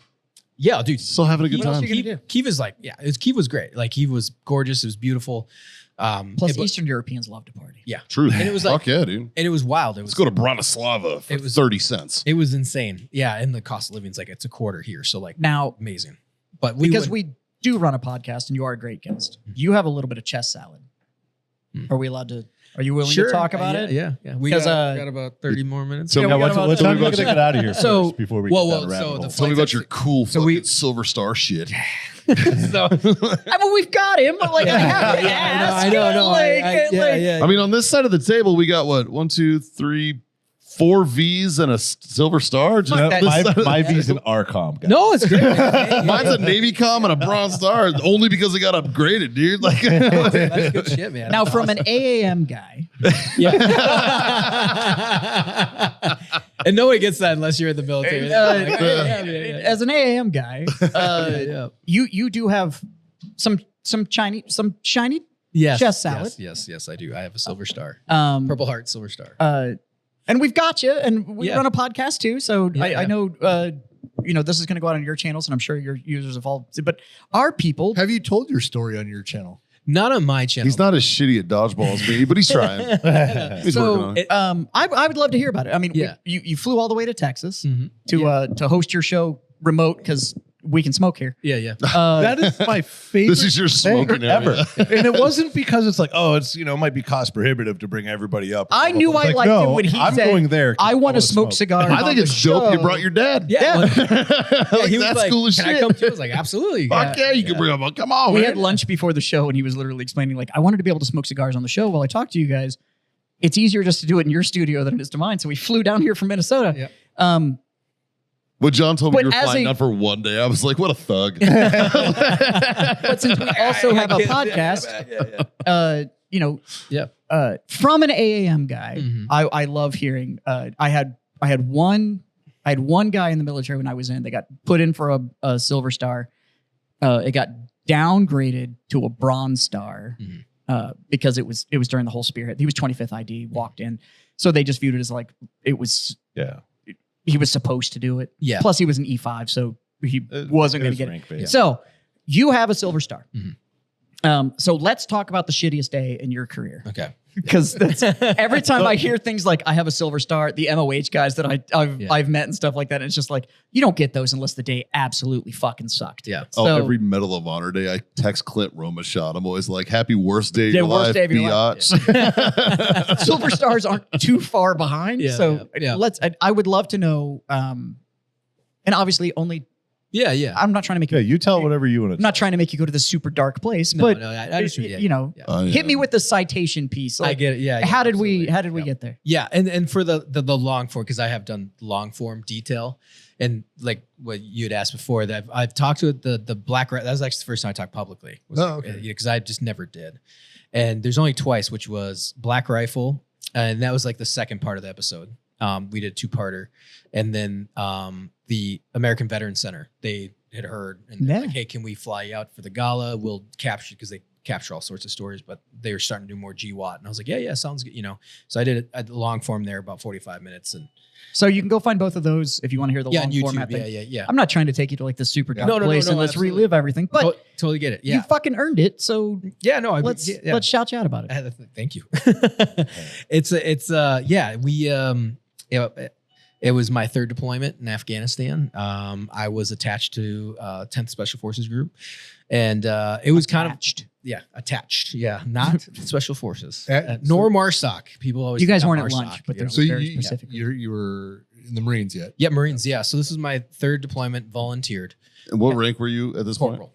A corporal getting Yep. a silver star in the Marines? Yeah. It should This ought have to be been a great it should have fucking been story. I'm gonna tell you right now, it should have been a Medal of Honor. I will tell you right now, it should have been a Medal of Honor. Well, I appreciate that. It's just how we operate. It was like, oh, you did your job? Attaboy, pal. Attaboy, yeah. Here's the Well, calling. Fucking nobody cares. Yeah. that's the mentality, right? Well, it's Like, infantry, yeah, and that's what I'm saying. It's like infantry, and we were talking about this a little bit, with Anti-Hero, but when I was talking with Brent, this was a conversation that's happening. Is like, hey, guys need to get their stories out there, and just silent professionals, and I took that to heart. So like when I was when it all had happened, it was kind of like, all right, it happened, Right. and then I found out I was nominated later. And then it got lost in the Navy system. Of course. So Dakota Meyer's Medal of Honor run was a month after mine. We were part of the same platoon. He had I was going actually to ask because he relieved me. Yeah. And they had pulled volunteers from 3-3's sniper platoon. And so he had called me up in the summer of 2010 and was like, hey, let you know your Silver Star and my Medal of Honor, they're next to each other and they're going up the ranks. And I was like, okay, sounds good. And then I talked about his, I was like, dude, what the fuck happened out there, and all stuff. Cause I had known the situation that they were getting into. And anyway, so one of the guys that went in to get was a friend of mine. Oh, Gunny, yeah. Gunny Kennefick and me Okay, were good. close. Okay, yeah. Kennefick and I were close. I didn't know any of those guys because I Yeah. think they're from the He was West my Coast. fucking admin guy. He was my admin chief. Yeah. My question is, why the fuck was he there? Well, was my 0111 there? yeah, he was. Well, that's a whole nother story. Yeah. Anyway, so Sergeant Major McKenna's a cunt. I said it. Fuck you, bitch. well, that's the thing is, so we that's a whole story about how all those guys got on, but or like how that came to be. But Mhm. anyway, so it had gotten lost for like 3 years, and so I was like, well, they just denied it. Like I'm Marine Corps, I don't know, I'm a Marine infantryman. Like it got denied or something. Like that's just our life. Like how many other guys do you know that got put in for stuff and they're like, yeah, not good enough, whatever, we don't care. So I was like, cool, whatever. But they did eventually find, they found it. It just got stuck on someone's desk. So 3 years later, they were like, hey, it's actually my dad was the one that found it because my team leader told him like, hey, nominate Ethan. And then I assumed it was dead. He had asked for it. My dad was like, hey, what's up with that? I was like, I don't know. So he gets a hold of congressman, found it in like 3 days. Yeah. And then basically the Navy's like, please don't tell people that because that's an embarrassment. Wait a to minute, us. your Minnesota congressman actually did something? Yeah. Well, he's Republican. Oh. Anyway, so the day of, so what happens is we the governor fought him on it, but he won. Yeah. I think we were Republican at the time. But yeah. Anyways, but so we were combat advisors and we were with the Afghans and I was attached to 10th Group Special Forces because they needed some of our Afghans. So we took to do missions. So took my reconnaissance platoon, attached myself to them, and then so that we could do operations together, the ODA 0114. And so we were like, hey, let's go to the end of our valley because we hadn't been there yet. Let's go do key leader engagements, but we'll catch them off guard. So we'll start at like 3 a.m. in the morning and we'll make our way north and we'll go to the end of the road. We won't stop till the road ends and then we'll make our way south and then we'll just kind of hit the villages on the way out. Just because we hadn't been that far yet. We were a small team. There's a pretty big valley. We'd already met some pretty big resistance trying to move north. So when we made moves, we had to make big moves. So we're like doing basically 3 elements to our call. So it'd be a front element with like 2 gun trucks, middle element, and then a southern. Right. So then we could bound and then we could always. So for the listener, a key leader engagement is not what you think. Yeah. It just means to go shake their hand and talk Yeah, to yeah, we go- tribal leaders. Tribal leaders. Yeah. Whoever's in that village, head of the Good village, call. the old man, we just go shake hands and Right. hey, what's going on? Did you have a K-POC element? What's that? So civil affairs, psychological operations element? No, we didn't. No. Okay. No. This is straight. It was just ODA in the combat Yeah. advisors. So we had planned all this stuff where it was like, hey, you have a mid-tier, front, mid, and southern element. And so we're like, all right, we'll bug out, head north. So we end up doing that. We were pretty stacked too. We had like 3-4 gun trucks, a whole ODA team with my recon Afghans and then like, one more Marine that came with. So it was his first patrol, Gunny Rogers. Okay. So it was his first patrol because they were going to relieve us. So they were sending admirals. Right seat ride. Yeah, left seat, right seat. So we go north. We catch them off guard. We're like, oh shit. They're like, oh shit. Fucking 6 a.m. in the morning. Everyone shows up to their doorstep. We get to the end of the road. And then we took photos, had a little engagement, like, hey, and we're taking photos of everyone because we're like, okay, military age males more than there ever should be in this village, and because that's where they would used to like gather before they go into Kabul province or they would fight us, etc. So we're taking photos. One guy came up to us. He goes, "Hey, I'm an AMP. I'm Afghan National Police," and would like hand us. We're like, "Cool, we'll take a photo." All this shit. And we're like, all right, sounds good. Let's start heading south. And so we start heading south, and Chief Warrant Officer Vose is like, hey, let's split off from the element. Let's patrol down the wadi or the river. I wouldn't say river. It was the wash. Pretty, yeah, exactly. It's like the wash. It's a ditch. Yeah, and well, these were pretty significant. So it was like But it's a big ditch. Yeah. If you've ever been to Houston, it's a lot like the shit that's behind all the neighborhoods. yeah. Well, it was like that. But it was like very steep, and so it was like it was dried up riverbed essentially. Yeah. And so we started making our way, split from the element, and it's about probably 12 Afghans. It was myself, Rogers, and it was Vose, it was Shuey, Stovall, and Affleck. So it was 4 ODA and 2 Marines, and then the rest were Afghans. That's a fucking pipe hitting crew, dog. Yeah. Fucking A. So we there's all those soft guys that are in ODA. Yeah. Soft ODA. Yeah. And so we started making our way, and somebody in the Southern Element radios up like, hey, you guys are probably going to get hit. They're starting to maneuver. A villager came up like, hey, your guys are pretty far fucking north. Like, they're going to start maneuvering out here. It's a little spicy up here. It's a little spicy. Yeah. And we knew it. We're like, okay, sounds good. And so we kept making our way through the riverbed. And then that's when we kind of started losing comms, but we still have enough to like, hey, let's like everybody be aware, because what we're going to do is parallel each other down. Right. Like we're going to take the riverbed and we'll walk the vegetation, and then we'll meet you at the next village. Naturally, that goes to shit. I think a lot of people don't understand, like what you just said with the losing comms thing. The mountains. The up down area in nuts. Oh, it's insane. It's in Afghanistan. Yeah. I mean, it's 100 meters. Yeah. You'll go 100 meters and lose everything. Most of our radio comms it's a lot of line of sight shit. Line of sight doesn't work well. When you lose that LOS, it fucking is awful. Yeah. And I showed my wife, I printed the last photo I took is on that patrol. I took a photo of Shuey and I showed her. I was like, this is what it looked like. She was, holy shit. The terraces that they use for farming, she saw it visually. I was like, this is the last photo I took before we got into that firefight, like 20 minutes later. And it's beautiful mountains and the terraces and they're like 10, 15 foot drops. Yeah. Wow. And so she was like, wild. Oh, I kind of get what you're talking about, because no one knows visually what it what it and looks that's why. So to the listeners out there, when you hear these stories about like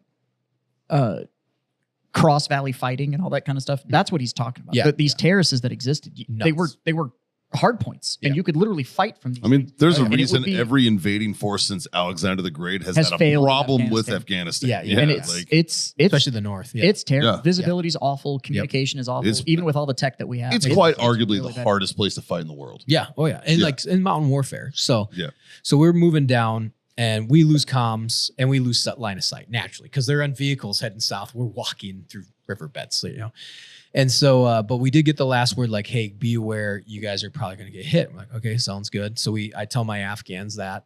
And I remember looking at one of the younger kids, and he just like, his eyes are like, fuck. Like, you're in a valley surrounded by mountains in Taliban territory.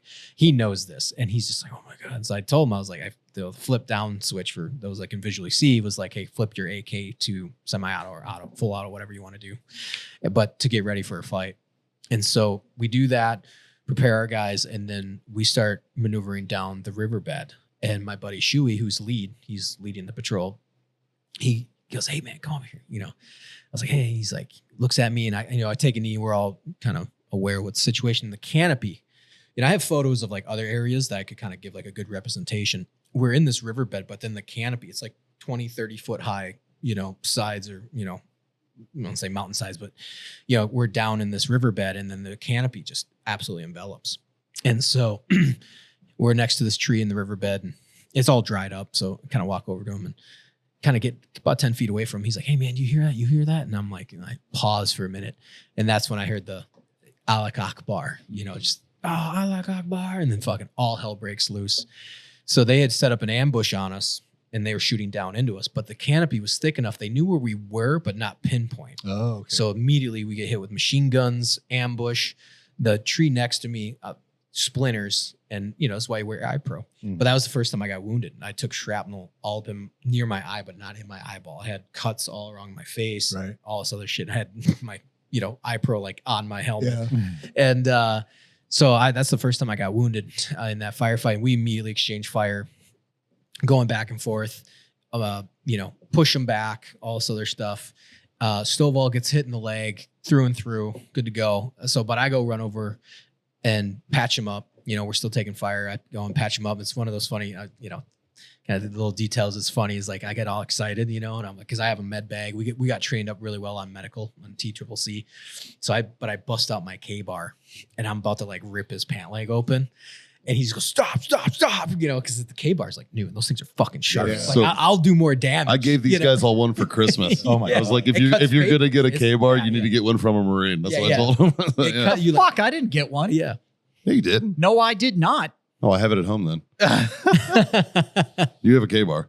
You have one. It's been at home for like 3 years. It's been there a right. while. Yeah. Anyway, he's on the clock. Yeah, I would say probably another 30 minutes. And but yeah, so I bust out my shears, get him patched up, and then we push him back enough where we volley fire, and we're like, hey, we gotta break out, we gotta get out of this riverbed because we're obviously in a terrible position. So we bound up the riverbed side of the rock wall, and it is crazy because you just have canopy. And it's just, so we're moving. It's really funny because Vose is leading it out, and then we're bounding up, and he bounds up, and I'm like, okay, his bound will like break the canopy, and then we'll be, start maneuvering. So he bounds up to like where the canopy breaks, and he's like set. And he looks at me and he smirks. I was like, you fucking asshole. Like it was a funny You're exchange. next. Yeah. He was like, I'll let the Marine break the canopy and put his ass out in the breeze. So he looks back, he's like set. And I was like, and I smiled. I was like, you fucker. Marines fight first, baby. Yeah, Fucking exactly. get in Yeah, there. exactly. Yeah. Lead the Go earn your title, bitch. yeah, exactly. Yeah. So then I break through the canopy, and then we're asses hanging in the breeze. So we end up fighting our way and jumping over, like and securing a spot like on this terrace, get everybody up, and then we kind of take a break. And there's all these like small details, trying to figure out chronologically in order because a lot was happening. We get everybody up online, and that's when we start exchanging more fire. They start circling us. We're starting to see targets, all sorts of shit. And Afghans are fighting. We're duking it out, but we're okay. We're like, all right, we're in a firefight, but we're all right. And like I said, there's like little funny incidents that gonna happen in all that. There's one where I was glassing this little tiny finger, and you could tell that they didn't know where we were. And this is like within like 50, 100 meters. It was like this little terrace not far from us. And I'm scoping, and I have an M14, and it comes around the corner. And I'm like, it blew my mind. I'm like, holy shit, I've never seen a guy this close. Yeah. He's got an AK on him, and he's just kind of like walking in and around. And he turns the corner, and I see him, and then he sees me see him. And the look on his face, he goes, oh, fuck. Like he's just, turns, and I get excited. I pull the shot. Yeah. Fucking hits right next to his foot. Next, I'm like, no, it's just one of those things where like, I can't believe I'm seeing. I pull the shot, go right back on, like within not even half second, I get right back on his back. He's running, and dude, his back explodes, but it wasn't me. It was the whole line of like 18 dudes just light him up. They like tear him apart, and we're all like, like and then it was funny. I look over at my Afghans, and they were like, "Did you boys do that?" And then Shui's like, everyone's just like, It was like this like game scoring moment, or something. It was nuts. It was a very real bonding moment for all of us.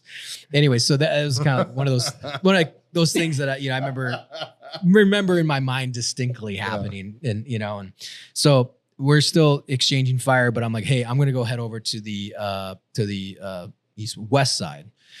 And I'm going to secure the west side because the road's on the west side, but we have to bound and get to it. So I go to the west side. We're still taking fire. So we're taking fire from like the east and the north. And we're like, okay, cool. And probably the south at this point. And I go to the west side, and I'm holding security, but I'm always looking to the east because that's where we're taking fire from.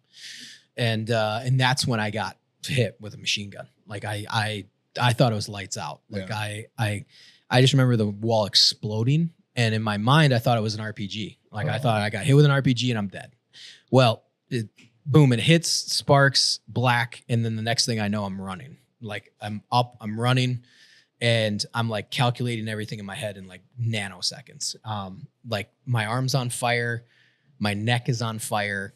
but I don't feel pulse. Like everything was happening all everything's in slow motion. Straight primal. It is straight. It's like adrenaline going. Yep. And I'm like, okay, I'm not dead yet. And I remember telling myself, it's like, you're not fucking dead yet, so keep fucking fighting. Like that's exactly went through my head. Yeah.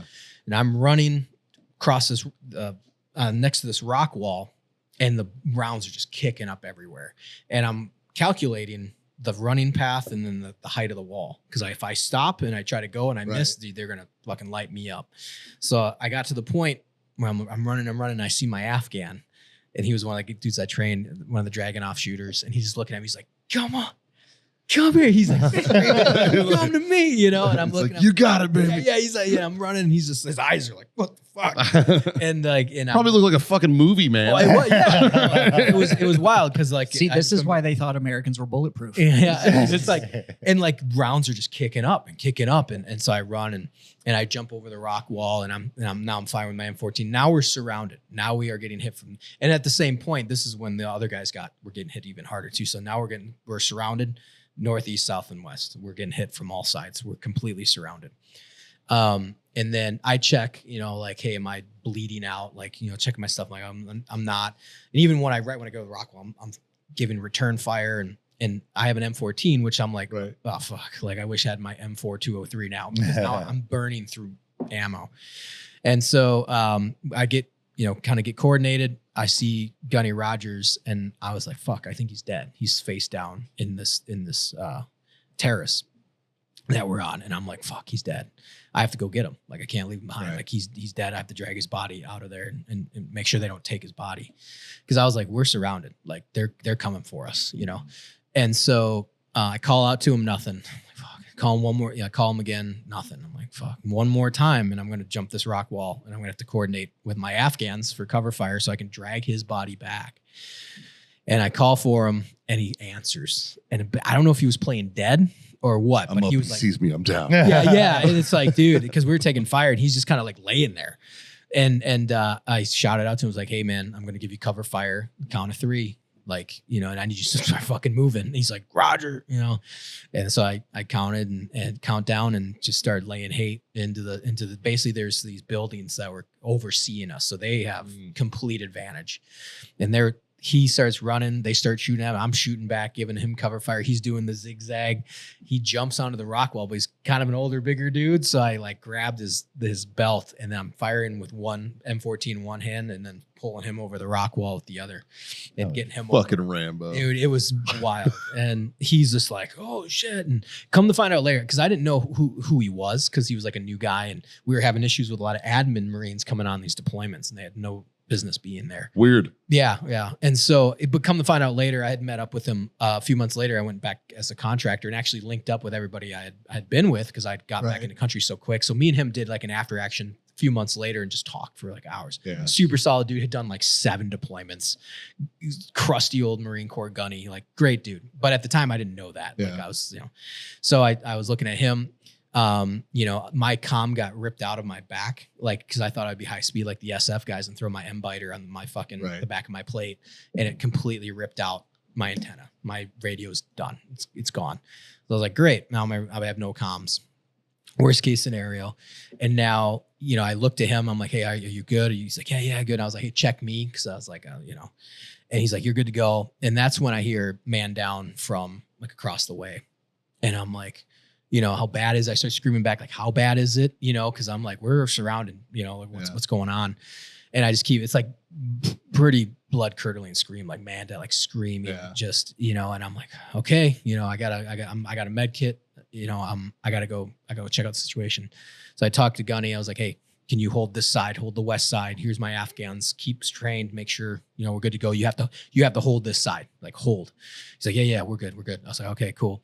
So then, I was like, all right, I'm going. So I take off running, and I'm jumping down these terraces, and jump down, running. I remember being wet, and I just kept running, because it was kind of like, I don't know, it's like a small layer of water. So I remember it was like sloshy. And I'm running through their vegetation. It wasn't high, by any means. And get over to him, And then later on, I talked with my buddy Shuey. I was like, yeah, dude, I jumped down the rock. I just kind of sprinted you guys. He was like, yeah, man, I looked over my shoulder and I see you running and I see you like rounds, machine gun fire all around you and RPGs flying over your head. And I was like, really? And he's like, yeah. And I was like, I didn't know that. And I was like, I was zoned in. Like I was blinders are on. And so he told me that. And so, after the firefight, me and him were good friends to this day. And we hit it off when I was living with him. So me and him were close even before we got on that patrol. Right. And so I get to Vos and he'd gotten shot above the plate and had gone like at an angle down. And Justin, God bless him, he was the 18 Echo communication sergeant. And that was his friend and a real close friend of his. So he was in shock. And so I assessed the situation. I looked at him. I was like, okay, and his eye, his breathing was all fucked up and you could tell it had knocked him out. He was like, he was out of the fight.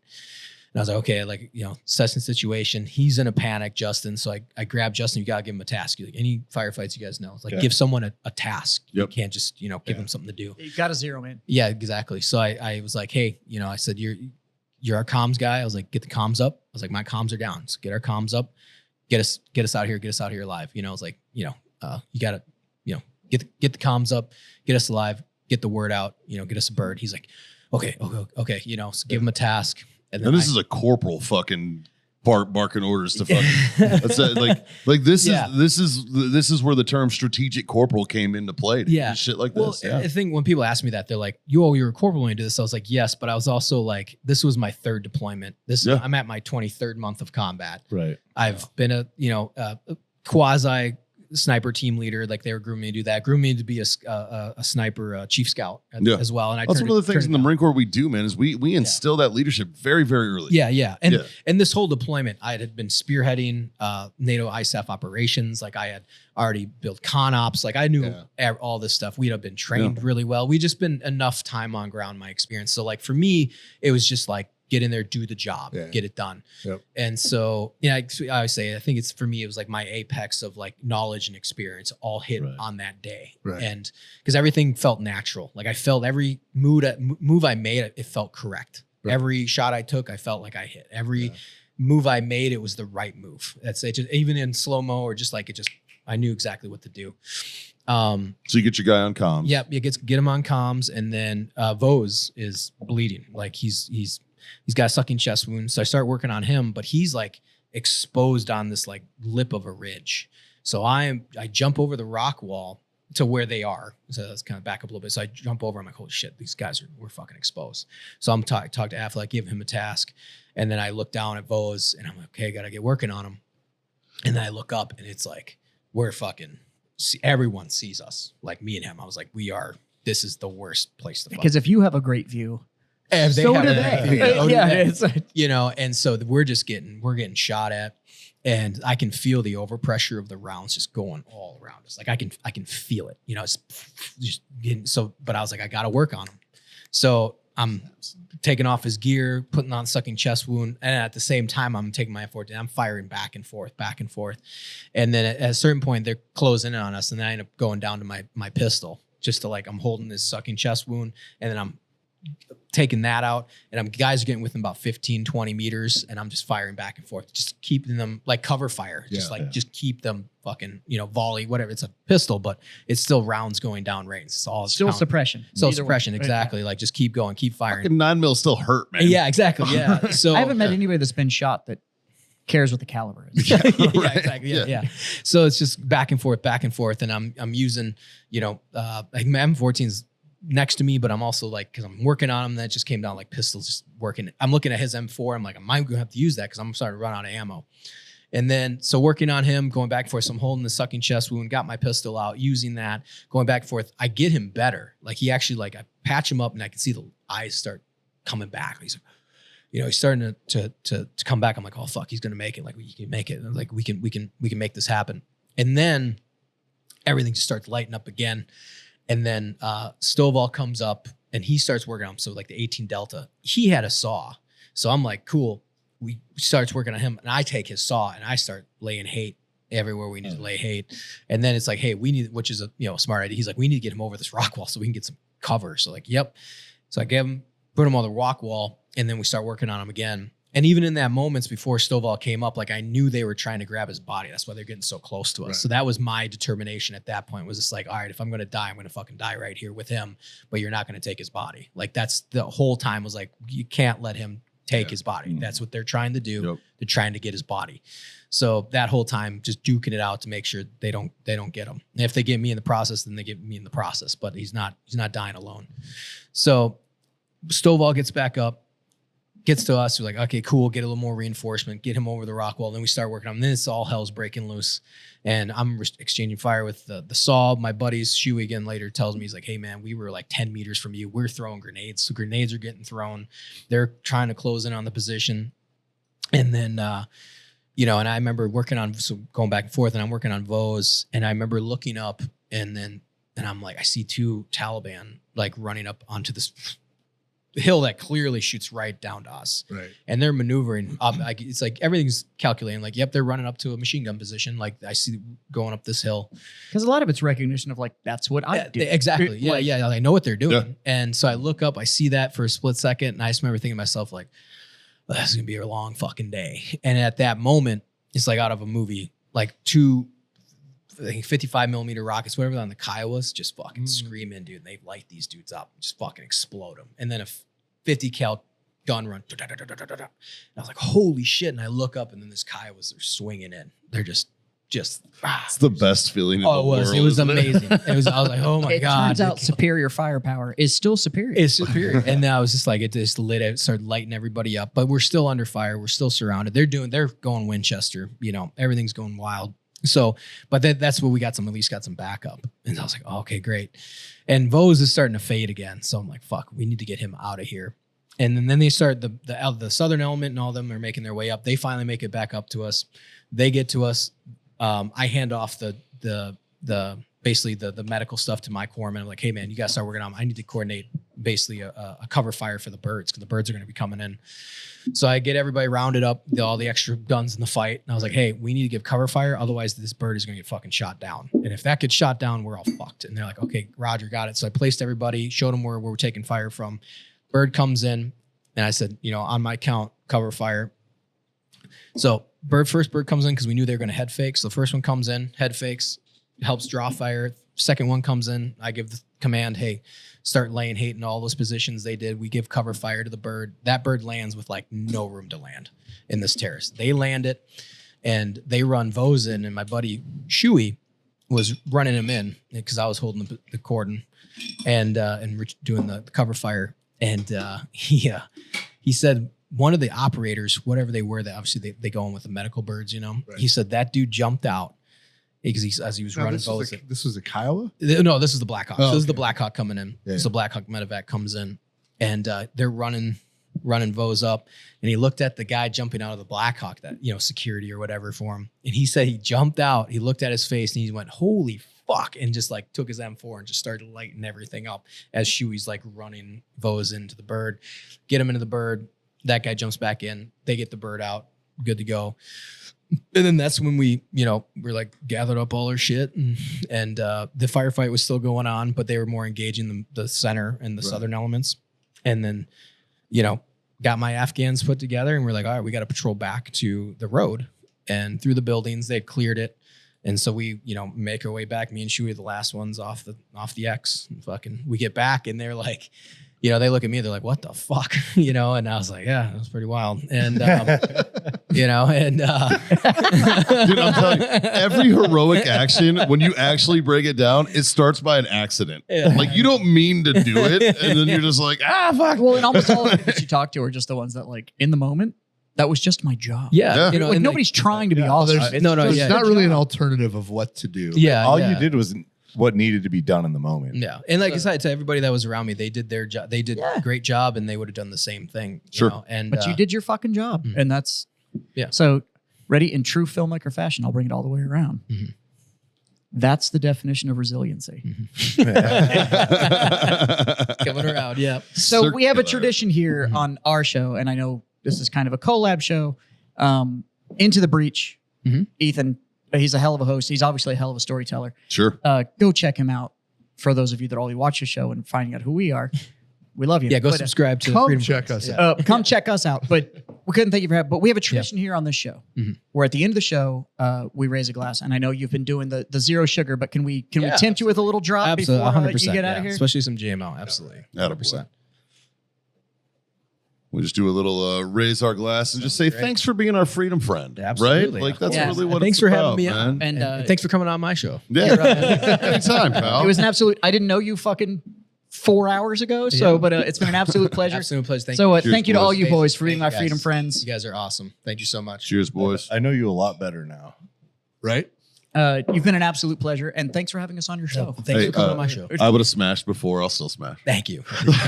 Like, share, subscribe, guys. Smash those buttons. Do those things. Tell your mom. Tell your friends. Tell your fucking mom's Tell you, friends. yep. Go like and subscribe. Well, so where can they find you, Ethan? Yeah. What's that? Where, You want where all can of they it? find you? Yeah, so you can find for on YouTube. That's my main. That's kind of like what I really focus on. So Into the Breach Show is or at Into the Breach Show on YouTube or type in Into the Breach. You should find it now because we're 20,000 plus subscribers. But keep building, like and subscribe, and then you can find me at Into the Breach Show on Instagram and also at ethan.nagel.films on Instagram, and then LinkedIn. You can find me at Ethan Nagel. If you want to hire me, actually I have a job now. So And on our side, Yeah, you yeah, can on your find guys' us side. at Freedom Friends Podcast on all social medias and wherever you listen to your podcast, except for the 6 of you that listen on iHeartRadio. Go fuck yourself. And on the Freedom Friends side, we'll have links to everything for Into the Breach over there, where you can go click and find him quick. Absolutely. He's got some great short content stuff. Sorry, I kind of lurked on all your shit. No, but I appreciate it. He's got some great short content stuff. If the 4 of you that really liked the camera content that he got into for a minute there, he's got some great short content on Hey, there. I wasn't a about, camera guy, and I thought that was super interesting. Yeah, I didn't understand actually- half of it. But you there's some awesome 10 or 12 minute segments on media creation, especially in weird ass I had my environments buddy and stuff like that. They produced their first a few $1 million films. You know, There's some really cool short content stuff, and then his long content stuff is absolutely phenomenal. So please, if you're for the Freedom Friends out there that haven't found him, please go listen to that stuff. This was a hell of a show, dude. Yeah, dude. I know, Fucking great. A. I thank you. I'm super pumped. Let me know when we're coming to Minnesota because I'm a fucking 100% in. So we'll do this again. We just got to figure out how we can smoke up there. Yeah, I know. We'll run a space. Yeah, right. Just rent the VFW. It's fine. Yeah. Like 3 raspberries to rent one of those. Yeah, it's fine. It'll all be good. Your dad was also fucking awesome too. It was great, you. great Yeah. to have him in the audience. But yeah, like, share, subscribe, do those things. 3 little things, boys. They're not hard to do. They're pretty easy. We like to do them around here pretty often. Fucking John, Smoke on. Scotty, your favorite. Drink on. God damn it, kids. Freedom the fuck on. Love it. Later.